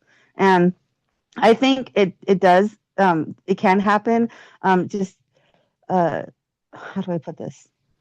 After she said she wants to read dates and everything like that, like, I would suggest, what happened with us is that he would give me time to go out with and go out shopping, or go out and have some self-care time, or whatever I need to do to sort myself out. And when it comes, that's pushing it a little too far, though, is to like redate, especially having a baby. Was the baby like 1 year old right there on her lap? Like, who's going to take care of the baby? Is she not a mother yet? She sounds like she has more growing up to do herself, honestly. And of course, we all do. We're all young. We all stop growing at 25, whatever. Stop maturing, I mean, at a certain age. Even then, people don't even have enough life experiences. People don't know how to date anymore these days. You know what I mean? People don't know how to work together. People don't know these things because a lot of people weren't raised that way. They don't know how parents were. There's a lot of single parents out there, And so, again, she went too far wanting to say that. I say, like, him go to his families and her go to her families, as I did, and then go back, meet back together when we feel like we could get into our mind space and talk to each other again. And whatever it is that he's doing wrong, like, there's the controlling part, the what we just talked about, internet part, where he has to like unfriend all the girls, and he needs to focus on her, whatever the situation is, and show her love again and show her that they are meant to be together. But yeah, I think people could change. The point is, a drug addict could change. People could change. They could turn their lives around. It's just if you're really wanting to do that, you know what I mean? Mhm. Great point. Great point, sister. Janae, jump in here. The question is, when a woman loses respect for a man, can it be regained? Um, Okay, well, yeah, to answer your question, yes, it can be regained. However, I kind of want to address this video really quick. Um, I think she's already cheating, and I think that's why she's saying this. I saw a couple things here. I feel like no, she doesn't have respect for her man. He's a yes man, like he doesn't know how to say no. He's very emotional, and no woman wants to be with another woman. I don't want to be with another woman crying because she automatically told him don't cry, so she already knows he's gonna start crying. And that's annoying. So she doesn't want to be with somebody who cries all the time.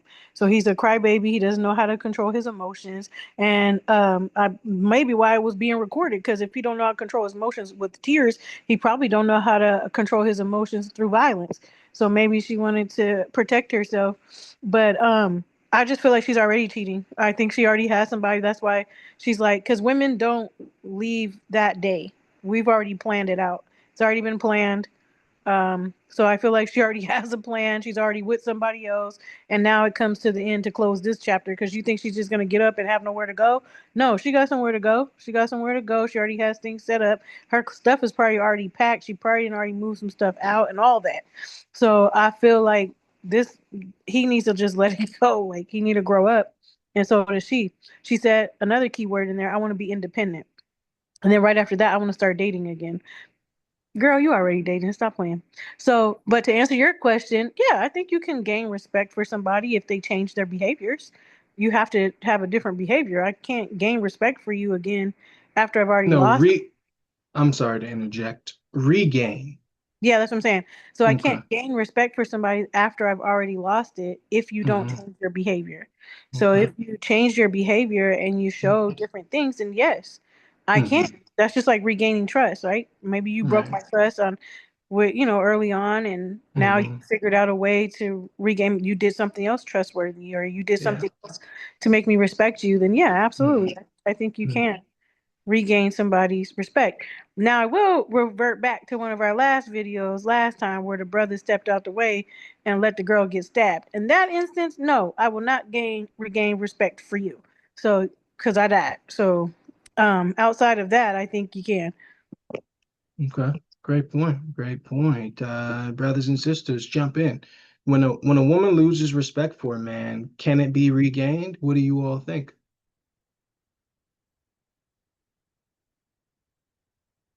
Floor is open, brothers and sisters. What do you think?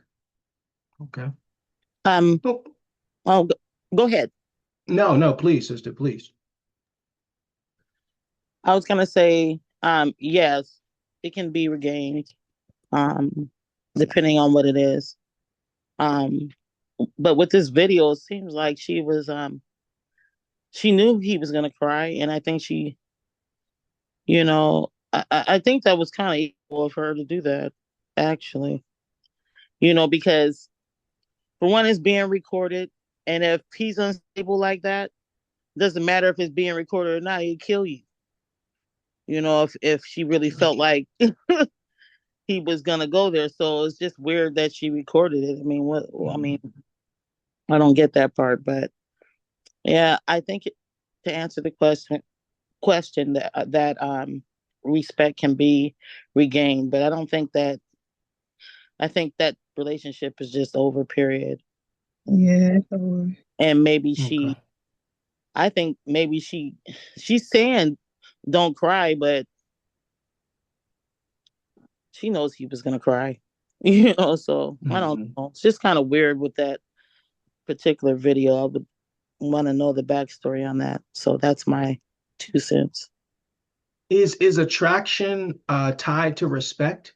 Can you can a woman be attracted to somebody she doesn't respect?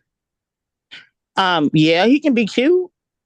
but physically, but ultimately, I don't know if she's looking at him like, it doesn't matter if you're cute. Respect is respect, you know, Mm-hmm. to me, because Mm-hmm. if when you have ugly insides, it tends to seep outwardly, and it doesn't matter. Like if you're disrespectful, I don't care if you're cute or not. You're ugly. Like, Mm-hmm. uh, Mm-hmm. or That's a good point. what people find attractive. That is Yeah, outwardly. So yeah. right. That's a good point, sister. That's a good point. Let me ask Sister Danielle. Sister Danielle, once a woman sees her partner as weak or unreliable, is it psychologically possible for her to unsee it? I think it depends on the woman. I think there needs to be a level of maturity, of course, when dealing with that. But I For me, I think he can gain respect back if he's lost it once with me. But I think for some, no.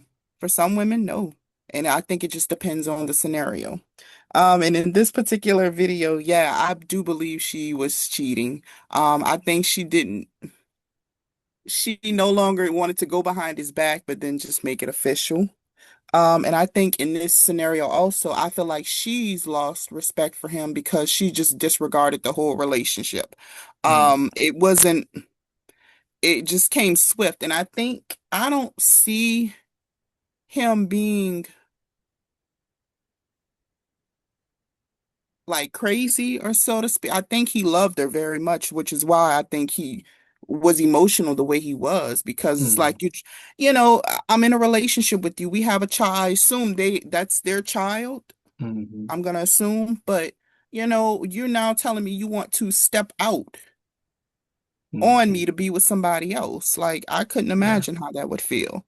He probably yeah, coming home and yeah, getting bombarded with this type of news. yeah.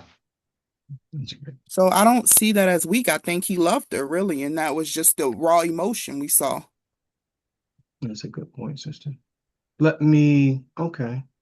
So let me hear from Angelique and then we'll go to Cynthia. And Angelique, what do you think? Bring your thoughts in here, sister. What do you think? I agree with the young lady that said that a woman can regain respect for a man, but it depends Mhm. on the woman and it depends on the situation. Okay. It does seem like based on her language, not just her speech, but her body language too, everything was pointing to that woman already had something going on. Mm, Because a woman, most of the time, women are not quick to leave. We not quick to be like, I don't want to be with you anymore. I just want to do my own thing. Not when we love your dirty draws. We don't. mhm, And so mhm, like that woman, yeah, she already had something going on, and somebody was in her DMs one too many times, and she was feeling herself, and so yeah, that lady definitely already had another situation going on. Some man done pumped her head up. Some man done told her. Some man done told her something, that she liked and doesn't cry. yeah. And so she's already gone out that way. She done been on a few dates with that man. He already smashed her. Let's be honest about it. Good point.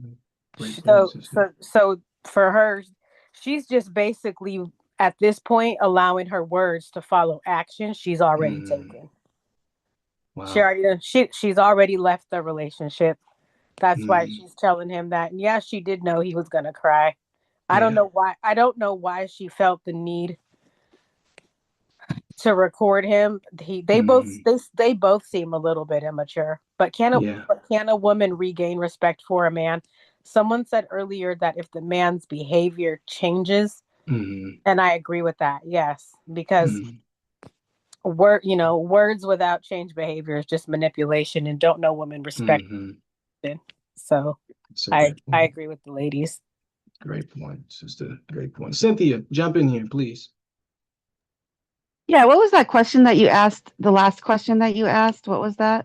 Once a woman sees her partner as weak or unreliable, is it psychologically possible for her to unsee it?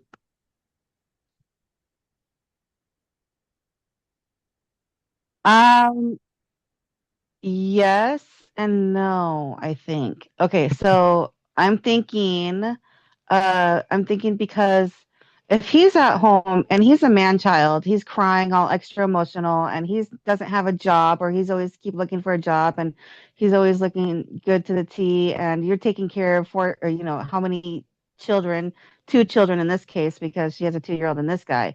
So if he's lost respect and not doing anything and being a housemaid and she's out like getting the job, going to school and paying the bills, then that's losing a lot of respect, of course.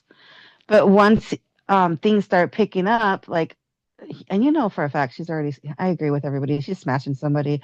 Mhm. And she got away with going to the gym or talking to somebody at work, and she's already been talking to somebody, and now she wants to move on, and she's like, I can't handle you no more. You either have to go or I have to go. Something needs to Mhm. happen, Yeah. and so that's where all respect is definitely going to get lost. But in another sense, like I believe people could get back together after cheating and whatnot like that. So yes, he could Mhm. regain respect again because he's doing his part. He changed his behaviors, changed his ways. He's growing up. She's kicked him out a couple of times, and this is probably her last straw. Mhm. There's a story Mhm. behind this, and I have it for her. Yeah. I'm just kidding. I have a story for her.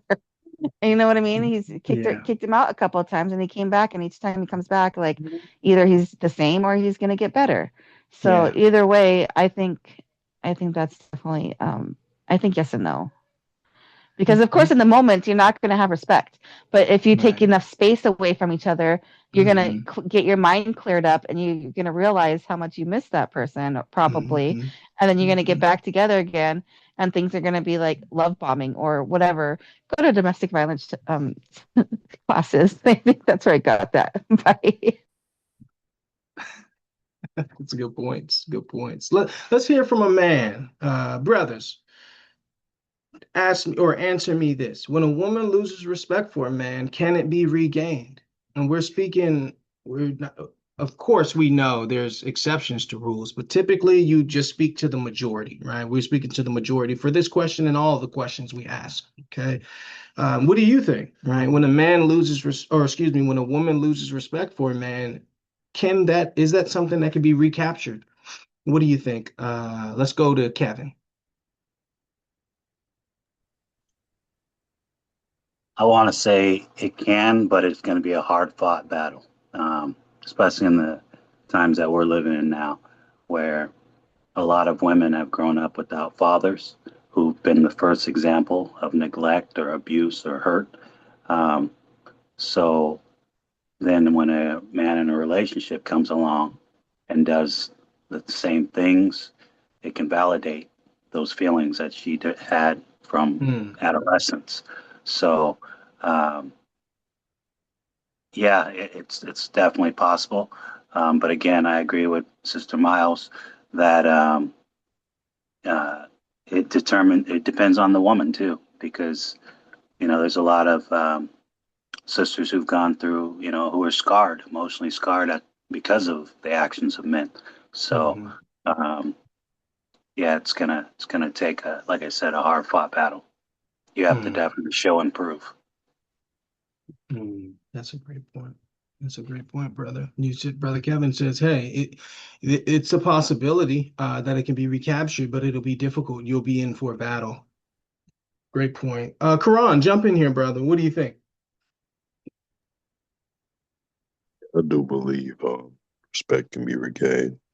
And I agree with Kevin. It's probably going to be difficult. It's going to be challenging because obviously, if you've lost her respect, you've done actions that um, she doesn't find respectful or she doesn't agree with, and especially if you're not dealing with a woman in the truth, people hold grudges. They're not quick to forgive. They're not quick to overlook past transgressions to amend or rebuild a relationship. So I'd say it's possible, but it's going to be difficult depending on why she lost respect for you in the first place. And if it was repeated actions or if it was one big action, say there's a lot of variables, but it's going to be a difficult process. But I believe a lot of women, you could regain their respect. A great point, brother. And before we go to our next video, I want to say I think that, and I'm speculating here, but my speculation is that it takes a lot for a woman to lose respect for a man. I don't know if just a one time something transpired one time and she's lost respect, right? Like, hey, a brother has cheated, right? And she lost respect because he cheated. I think trust, maybe you may lose trust in in the matter of one corporate decision, but respect, I think, is a little bit more difficult. I think, in my opinion, I would have to agree with Kevin, and maybe almost say it'll be nearly impossible, because I think once a woman loses respect for you, everything you do now just, it bothers her. Everything you do, no matter what you do, no matter what you wear, and no matter what you say, at this point now, it's like a snowball going downhill. So I think that once a woman loses respect, it's nearly impossible. It's nearly impossible. And I do believe that the attraction is tied to the respect. I think once um, a woman loses respect for you, if you were in a relationship with her, I think she doesn't view you as attractive. And I think nothing good can come from it. Nothing good comes from that. So that's just my opinion on it. Is I believe that the respect, um, I and I'm speculating here. I think it's easier to lose trust than it is to lose respect. So once you get to the point of a sister losing respect for you, that seems like there was a plethora of things that transpired that led to the lack of respect. And I think it's going to be very, very, very difficult to recapture that. And that's just my opinion on that. So let me go to another video here. Okay. You're going to get an inside look into a husband and wife having a disagreement on how the children are being raised. Take a look at this. I didn't think you. I didn't. Does he do it at his father's house? I don't. I don't know what he does at his dad's house. Okay, I guarantee he doesn't go lay in his father's bed. I'm not gonna speak on that because I don't give a fuck what they do over there. Okay, well, when I get dressed, we're gonna have a conversation about it because I'm gonna make it very clear. Because here again, you allow him to raise up against me. That's what caused the last incident.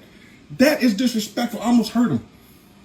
Why? Because that is disrespectful and he knows it. That's why he got on the floor. You don't go and lay in a motherfucker's bed.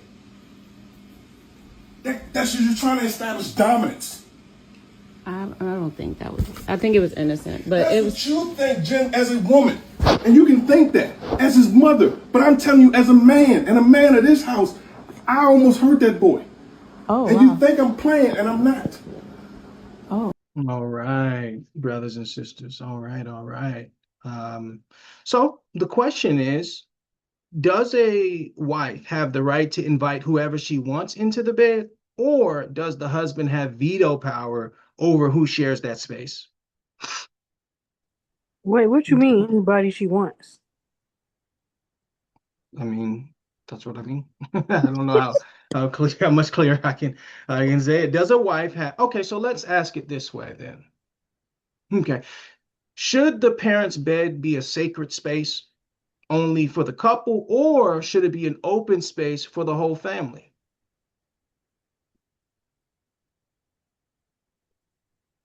Let me ask that again.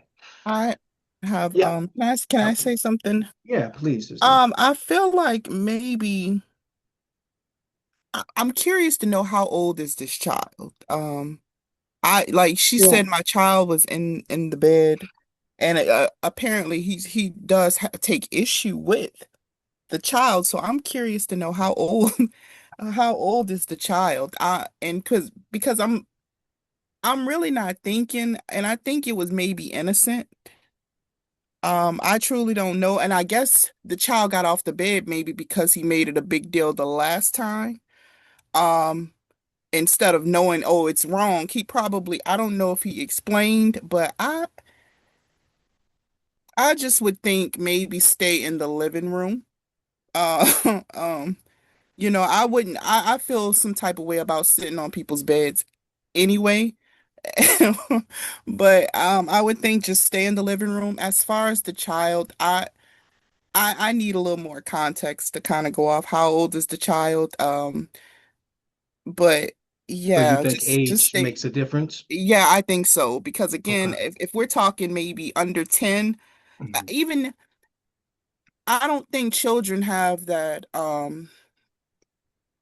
I mean, although they know how to play parents against each other, they know who to Mhm. ask, but I don't think it goes any deeper than that.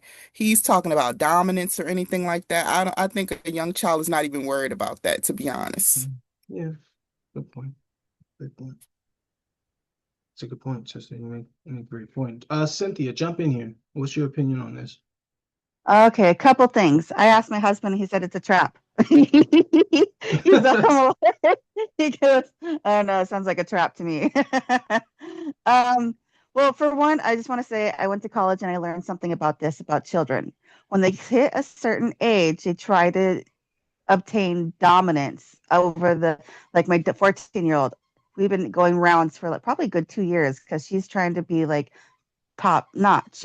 She's trying to be queen. And I have to bump her down a couple notches and say, no, little girl, I'm the queen. Same with my son, my 13-year-old. Mhm. He tries to play dominance with Tyler, not physical, but like more psychological. And Tyler catches on to it. He's like, no, little boy, I'm Mhm. king. So we're ahead of this household. Okay. So mind you, everybody, I do have a 14-year-old, a 13-year-old, and a 7-year-old. Okay. Yeah. So this is great for age range. Now, I could see it go both ways also. Both ways. One way I could see like my son coming in here and cuddling me and loving me, and then so be it, be gone. Or my daughter come in here, laying with me for a little bit and then be gone. Like as long as we're here, they're not allowed in our room. Our room is off limits, except for our 7-year-old, which I'm working with. We are working with that situation. She how do I explain her? We're establishing boundaries. We're establishing boundaries. That's the words. We're Mm. establishing boundaries with her.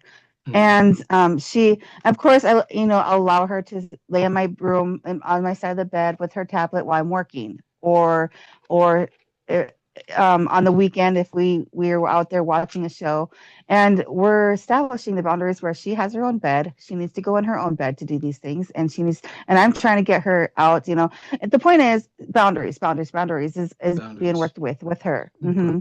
And but the two older ones now they know to stop right at the doorway and says, "Mom, can I have this?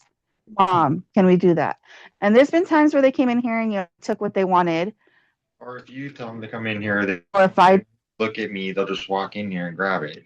or yeah, or else I did. Did you hear that? Or else I I, did. uh, they would come in and they wouldn't even look at Tyler, my husband. They wouldn't even look at him and just come and grab it and then leave. You know, Mm. so they do ask me more. And the two older ones would ask me more than they would ask Tyler, and Mackenzie would Mhm. ask Tyler more than she would ask me. Mm.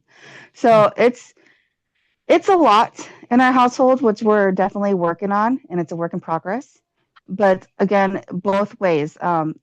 When it comes to like watching a movie or something, Mhm. and if we're sick or something, like there shouldn't be any issue with that situation. But yet we have a living room. They have their own room. We have open family living room for us to do something like that. So that's how it is in Point. my household. Thanks. Great point, sister. Great point. Jump in here, ladies and gentlemen. The floor is open. What do you think about what you just heard? Janae, jump in here, please. Yeah, I agree with Sister Danielle. I need to know the age of the child because, and then also it sounds like he's the stepfather because he said, does he do that at his dad's house? And she said, I don't know. So there could be maybe that back and forth type feeling about him being a stepfather. And maybe the child is like, you're not my dad. You can't tell me what to do.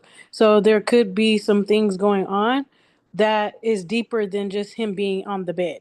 So I just need a little bit more context as far as that. But a kid laying in the bed with their mom, like it's not like they cuddled up and spooning, like they're just watching a movie or whatever, laying here and eating snacks. Like that's different because kids do that.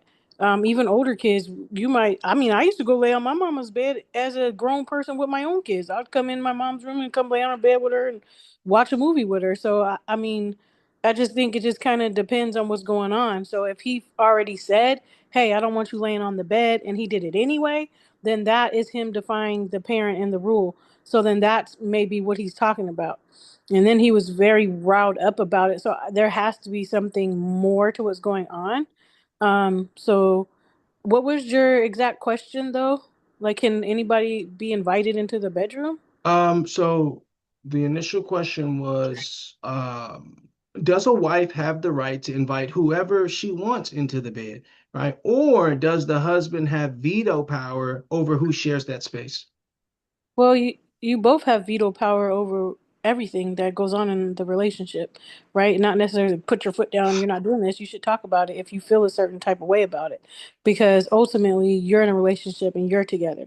So I don't invite everybody in my room. I think that's weird. Everybody shouldn't be up in your room anyway. That's your private space for you and your husband. Um, family maybe like come in here and grab something really quick or something like that. But I think that both should have the right to say, "Hey, I don't want everybody up in the room." And this is, you know what I mean? Like, and especially like if when, because this is a dynamic of a stepfather coming into a relationship with a woman who already has children. So there's gonna need to be some rules laid out. Like, hey, this is what it is because she's probably been by herself for a while, right? So the kids are used to coming in and doing whatever they want. So he needs to lay these rules down, and they're like, "Who's this guy?" Like, So then you have that, and nobody really thinks about that aspect either. Like the kids got this guy coming in and telling them what to do. It's just a guy to them. They don't know him like that. So I think you do have the right to say whatever in any part of your relationship. No, I don't feel comfortable with this, and the other person, the other spouse should respect that. Okay, you're not comfortable with this. I respect that. And then maybe have a conversation about that later. Hey, this is why I did XYZ, because you do owe explanations to your spouse. You're living together, you're one person. So if you come together and you're intertwined as one, you owe them an explanation. And I think you should talk about things like this when you have disagreements so you can see where they're thinking. That's a great point. That's a great point. Jump in here, brothers and sisters. What are your thoughts on what we just saw and heard? It seemed like the father was perturbed. That was a great what Danielle said, Sister Danielle, about the age. So that makes okay. So let's talk about the age. Is there a specific age where a son being in his parents' bed goes from sweet to inappropriate? Cynthia, jump in here. Yeah, I feel like having a blended family of my own, Hmm. age is between sweet and inappropriate. So I always told my daughter, who when she turned 6, that next year you're going to be of age. That means spank, or I start spanking her, or that Hmm. means she's going to start doing her own thing. So I feel like at 6 or 7 is a really good age for her to have start understanding boundaries, to know train them as to where they should be accepted, or to where to go, where not to push her limits. Also, I think that was messed up. He said he was about to hit that kid. I don't care who you are, as long as you've been together for a long time and you guys establish trust that way. He shouldn't be bragging about hitting a kid. Seriously, like, don't be hitting my kid. I don't know you that long. Or maybe we should be together. Like, there needs to be a certain time period where he should start hitting kids. You know what I mean? Like, if they're Yeah. older, I'm like, yeah, smack him. Or like, if it's your kid, like, hit it. But if it's a step kid, he shouldn't be bragging about, I'm about to beat that kid or hit that kid. Hmm. That's a great point. That's a great point, sister. What do you all think?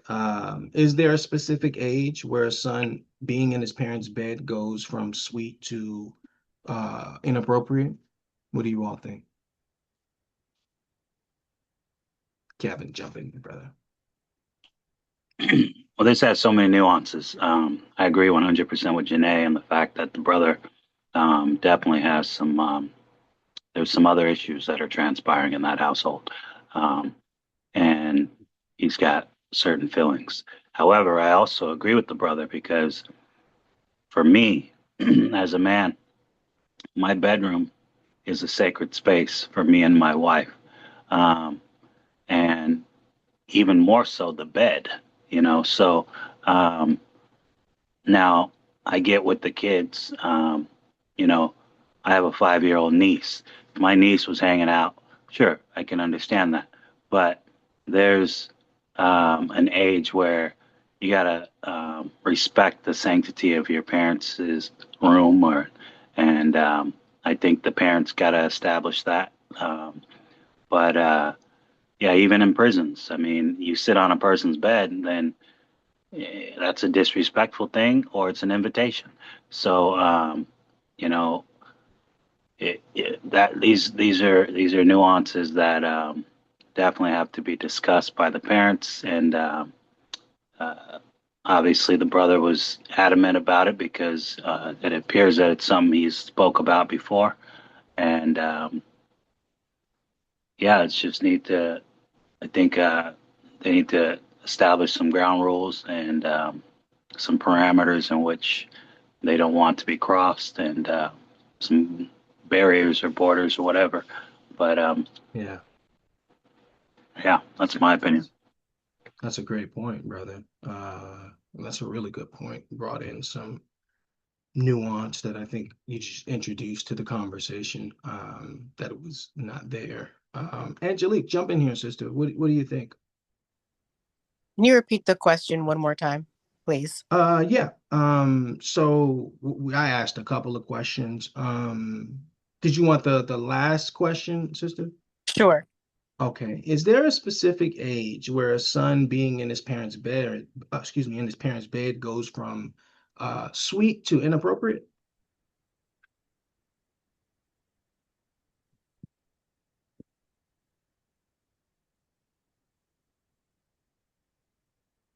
The first thing I think of is blended families, because you have a lot of blended families where sleeping arrangements were different, where there were children in households prior to a spouse joining. So that is a conversation. Um, I don't think the sex of the child matters. I think it is. I think it is. I think it depends on what the parents have decided the space is for. Because I also think about my best friend.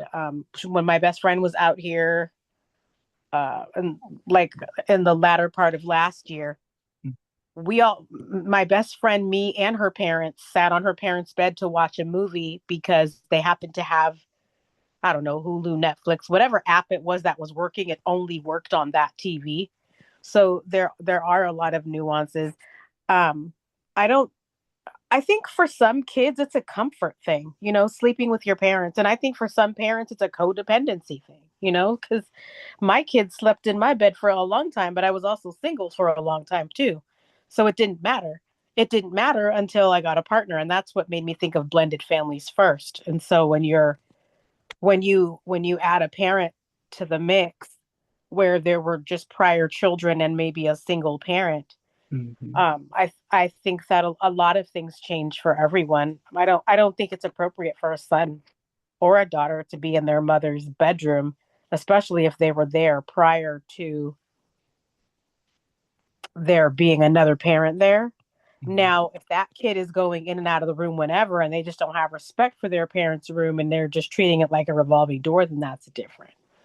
But Yeah. I mean, for me, I don't have an issue. I would not have an issue. I have grown daughters, but I would not have Mhm. an issue with my grown daughters coming to watch a movie with me in my bed. Mhm. So, but I Right. but I also understand too that men are different. And, Mhm. with men think about I feel like men think about dominance more than women do. Women think about other things. So when I'm speaking of dominance, I'm just thinking about Mhm.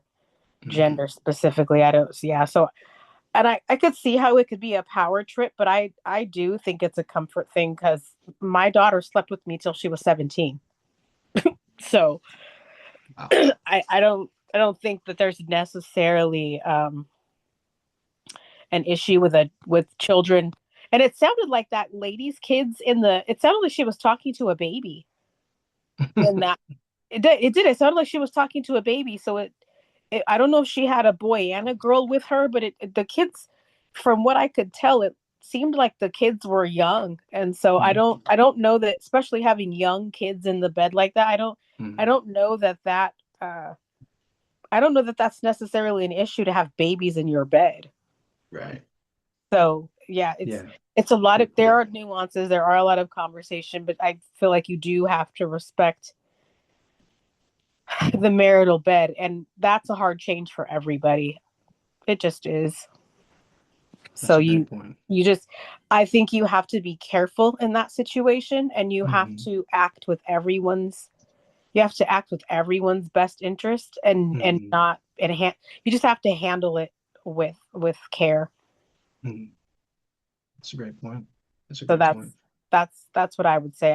I don't think it's inappropriate for a son or a daughter to be in their mother's bed. You just need to have a conversation around why things are going to look different now, or what the boundaries are now with having this additional parent in the household. Because I mean, I would imagine if you're with somebody for however long and you already live together, and the children and the parents have always been in the same house, that's not, it doesn't tend to be as much of an issue. It's when you start adding the blended families, which somebody was mentioning earlier, that guy was like the stepdad because he was getting emotional with the mom and saying he doesn't lay in the bed at his dad's house or something like that. So yeah, Hmm.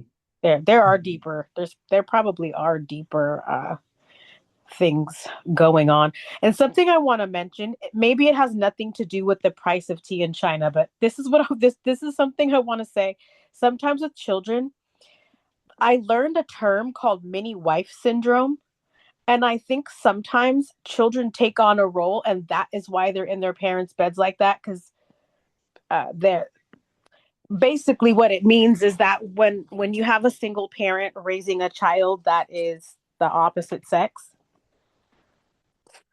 um, sometimes unintentionally, children take on the role of a companion that an adult would take on. And so it does cause friction when that adult finally does come along and there's a co-parent, because it's not a matter of the child trying to dominate over the grown up, even though that happens. It's like this child is confused about what their role is because there's an actual companion now. And it's like, wait a minute, I was always sleeping in my mom's bed or sleeping in my dad's bed. Why can't I now? So Yeah. it gets it's very interesting. Anyway, those are all the things that were swirling in my head as everyone was talking, and I was watching that man react to what seemed to me like a child. And I just feel like, in general, when an adult reacts to a child like that, that's a concern for me. Sorry, it just is, because that's not a person who is. I don't even know how to explain it. There's something off when an adult is reacting like that to a child, and especially yelling at the mom about the son in front of the Hmm. son. So yeah, there's a whole lot going on with those two in that situation, and they need to have a conversation, because children's feelings get hurt very easily. Very true. People Great need to stop points. saying kids are resilient. You know why? That's why you have all these damn adults in therapy, because kids are not that resilient. Very true. That's a great point. That's a great point. Let's hear from Miriam in Vahola. Miriam, what do you think about this? Um, I think there's a certain age where it's inappropriate for a child to be in your bed. I could understand, you being a single parent and whatnot, but I still think that they need to learn how to sleep in their own bed, especially if you're interested in getting a spouse. I don't think I don't know the background. I Hmm. guess we all don't, right? Hmm. But there must be something else going on. I don't know if there were already boundaries set in place, and that's why he was upset about the child being in the bed. Um, I can understand watching a movie or something, but if your partner doesn't want children in the bed, then I think then you should make arrangements to watch a movie somewhere else and make it Yeah. comfortable and lay down with the child or whatever you want to do and be with the child. But I do think that there should be some type of structure implemented early. You know, I know that I had my kids young and they used to be in my bed. But then after a while, I noticed that like my son in particularly, he didn't want to be in my bed after a certain age, you know. So I don't know. I just think those things should be established early on, Yeah. you know. And then you don't know if the little boy wets the bed or what. So there could be some dynamics there that we don't know about. So I just wanted to say that. Great points, sister. Very good points. Vahola, what do you think? What are you thinking about this situation?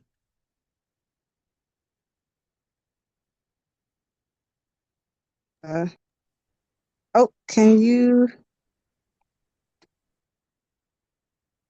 There we go. My bad, guys. It's all right, sister. So when it comes to the child, I I need more context, a little bit more too. But this question makes me think of my childhood and see how my parents operated when it came to the bedroom stuff. And I know this is a probably step parent situation, but I mean, if he doesn't want the child there, I grew up thinking that the parents' bedroom was for the parents. So I always naturally knew to just respect that. I never was all up in their bed. I was never all up, and when it was family time, we had family time in the family room, or we just go to other siblings' rooms. So, you know, I don't know what's going on there, but if the just because of my experience, if the parent doesn't want the child all in the bedroom, and maybe just consider that boundary, especially since as a stepchild, it's kind of hard to say without the context. But I'm just kind of going off of how I grew up. I I I always respected the parents' bedroom, master bedrooms, like their sacred space as a kid growing up. So I wasn't all in there hanging out like it's a game room or family room or anything like that. So That's a great point. That's a great point, sister. Okay. Well, I'll say I think I think the parents' room shouldn't be the hangout place. I think when you have young children, that's one thing. But I think I think Kevin, especially the bed is that I remember being 14, 15, 16, 7 on up. And you know, I wasn't the cleanest. Most young teenage boys are not, So as I think about my bed, I think, I don't remember ever laying in my mom's bed actually. I think, I wouldn't want anyone laying in my bed. That's nobody. Okay, sitting on my bed, my room, really? I wouldn't want to have family in my room, in all honesty. Like the bedroom is like one of those off limits, right? It's like if you have an upstairs, people come over, they don't go upstairs. You know what I'm saying? Like upstairs is off limits, right? So I wouldn't want to have people inside of my bedroom. I just wouldn't want it. You know what I mean? If it's your kids or something like that, then that's one thing. But other than that, I wouldn't want to have anybody in my bedroom. Let's go somewhere else, and certainly not laying in my bed. Nobody lays in my bed, but me and my wife. I just think it's inappropriate, right? And I would think if I had a teenage daughter, I wouldn't want laying in the bed together. Something about it screams to me, don't. You know what I mean? Like, not that you can't be trusted and all that, but once children get to a certain age, laying in the bed together, I think it's something that has to be discussed. I think, laying, if I had a 16-year-old, 17-year-old daughter laying up in the bed with her, I just think it's inappropriate. I think it's inappropriate. And maybe if you're going to sit on the bed, that's one thing, right? And I think it was Sister Danielle. Even that, to be honest, she said, "I never want to sit on people's bed. If I go to a brother's house, I'm not sitting on his bed. I'm just going to put it out there. I'm not. I'll sit somewhere else, but I'm not going to sit on his bed." And for me, I think the whole bedroom should be pretty sacred. The whole bedroom, not just the bed. But having other people inside of your bedroom is a total, for me, total no-go. Now I think the brother, he was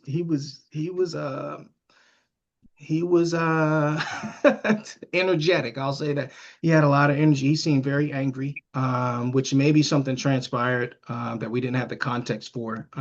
But I do think he has the right to say, "Hey, I don't want," especially if it's a teenager, right? If it's a teenager, that's a young kid. Like if my niece came over or something, and she's laying in my bed watching TV or something with my wife, that's one thing. But I think as you get older, I would never, even at this age, I wouldn't. And my mom may say it's okay, but I wouldn't go lay down in my mom's bed and talk to her. I may hang out next to her bed. I may, stand on my knees and lean over her bed with my arms.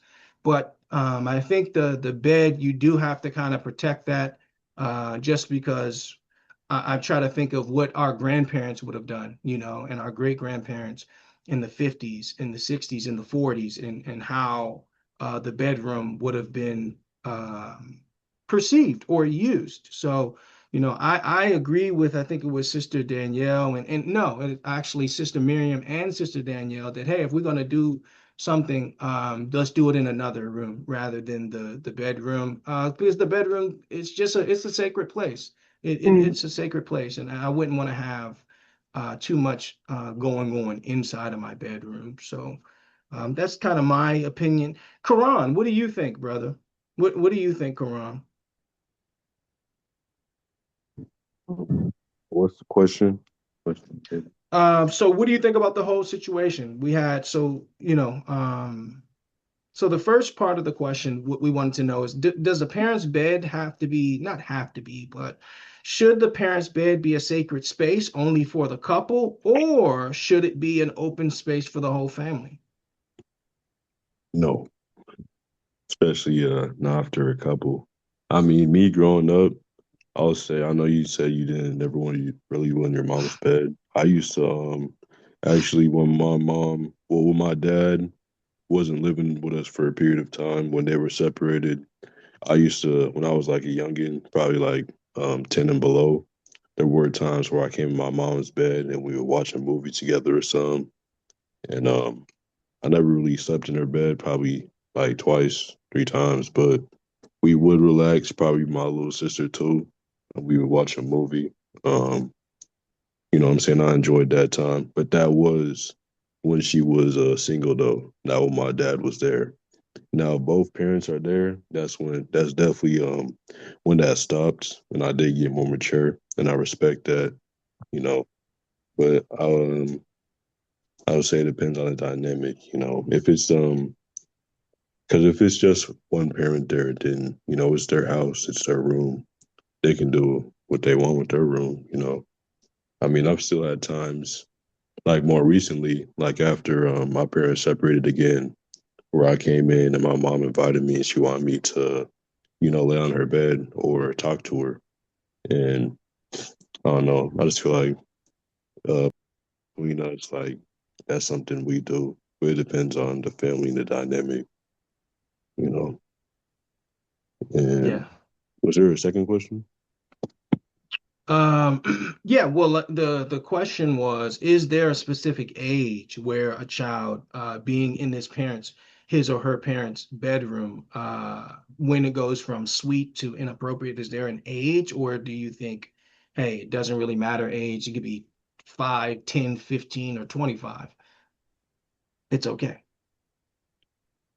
I would say, like I said before, it depends on the dynamic. If there's a man or woman, then I would say probably not really any age for like probably five and below. Like if both parents allow it, the kids scared or something, they can sleep with both of them. But after a certain time, I would say don't allow it. But if it's a single parent, it's just them and their child, it's up to their discretion what they want to do with that, how they want to navigate it, and how the relationship is and how they grew up. What's the culture of their family, and what do they think is correct or incorrect. As long as it's not causing any problems, no strife, no contention, I think it's okay. But I also do agree. I especially agree with the man in the video because I know I forgot what the condition is called, but little kids it's like a slight attraction to their parents where they want to establish some sort of dominance, and have that over the man, especially if it's a stepfather. I believe he definitely got mad. I don't believe he should have had a thought of, hitting the kid. I didn't see what happened before that. I don't know how old the kid is, but I believe that it's subconscious, especially. Oh, Angelique just said it. Oh, Yeah.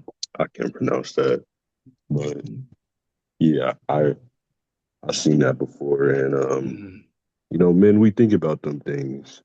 Um, like if somebody trying to get something over on us, and I believe that situation, it definitely needs Open. to be like. What do you say? No, you're good, brother. Oh yeah, I would say that situation needs to be talked out and established. I believe that the man wasn't necessarily in the wrong in that situation, but I do believe that he could have handled it better. Yeah. Um, and I do believe that the parents' room is it's their right to say what's happening in a room, and I think a room is personal.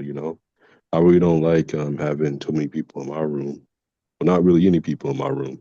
Especially even in my own spot. I think we got a living room for a reason. We got other places where we could be, and especially that dynamic having a man and a woman. I believe it should be personal to them.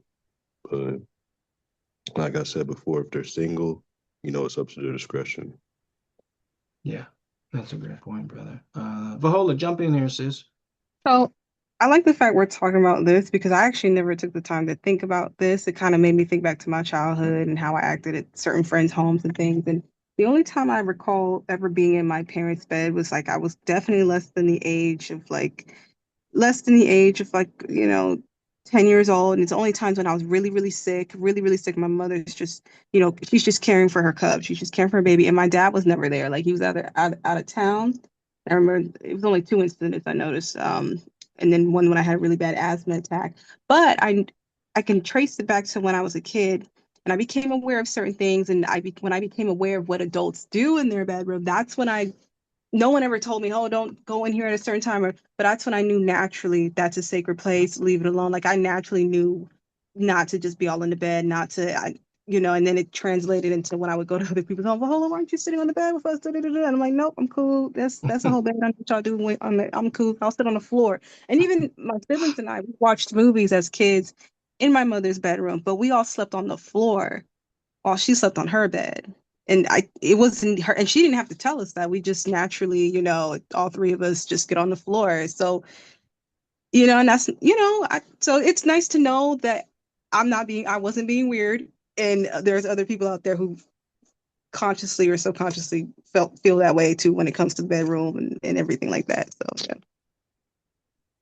That's a great point, sister. Thanks for your input and your perspective. And it's good to even put this on the table because our audience, these are real life situations. And I know, we do it in jest, joking and some level of entertainment. But all of the videos that we show, it's good to hear how people think because we're not a monolith, like we all have different opinions, and some of us have the same opinions for different reasons. That's why it's so fascinating to hear from you all. I think, this topic is a topic that could easily be overlooked, but uh, based on how you were raised, as Bahola is bringing up, how you were raised, how you see it, and of course, men and women.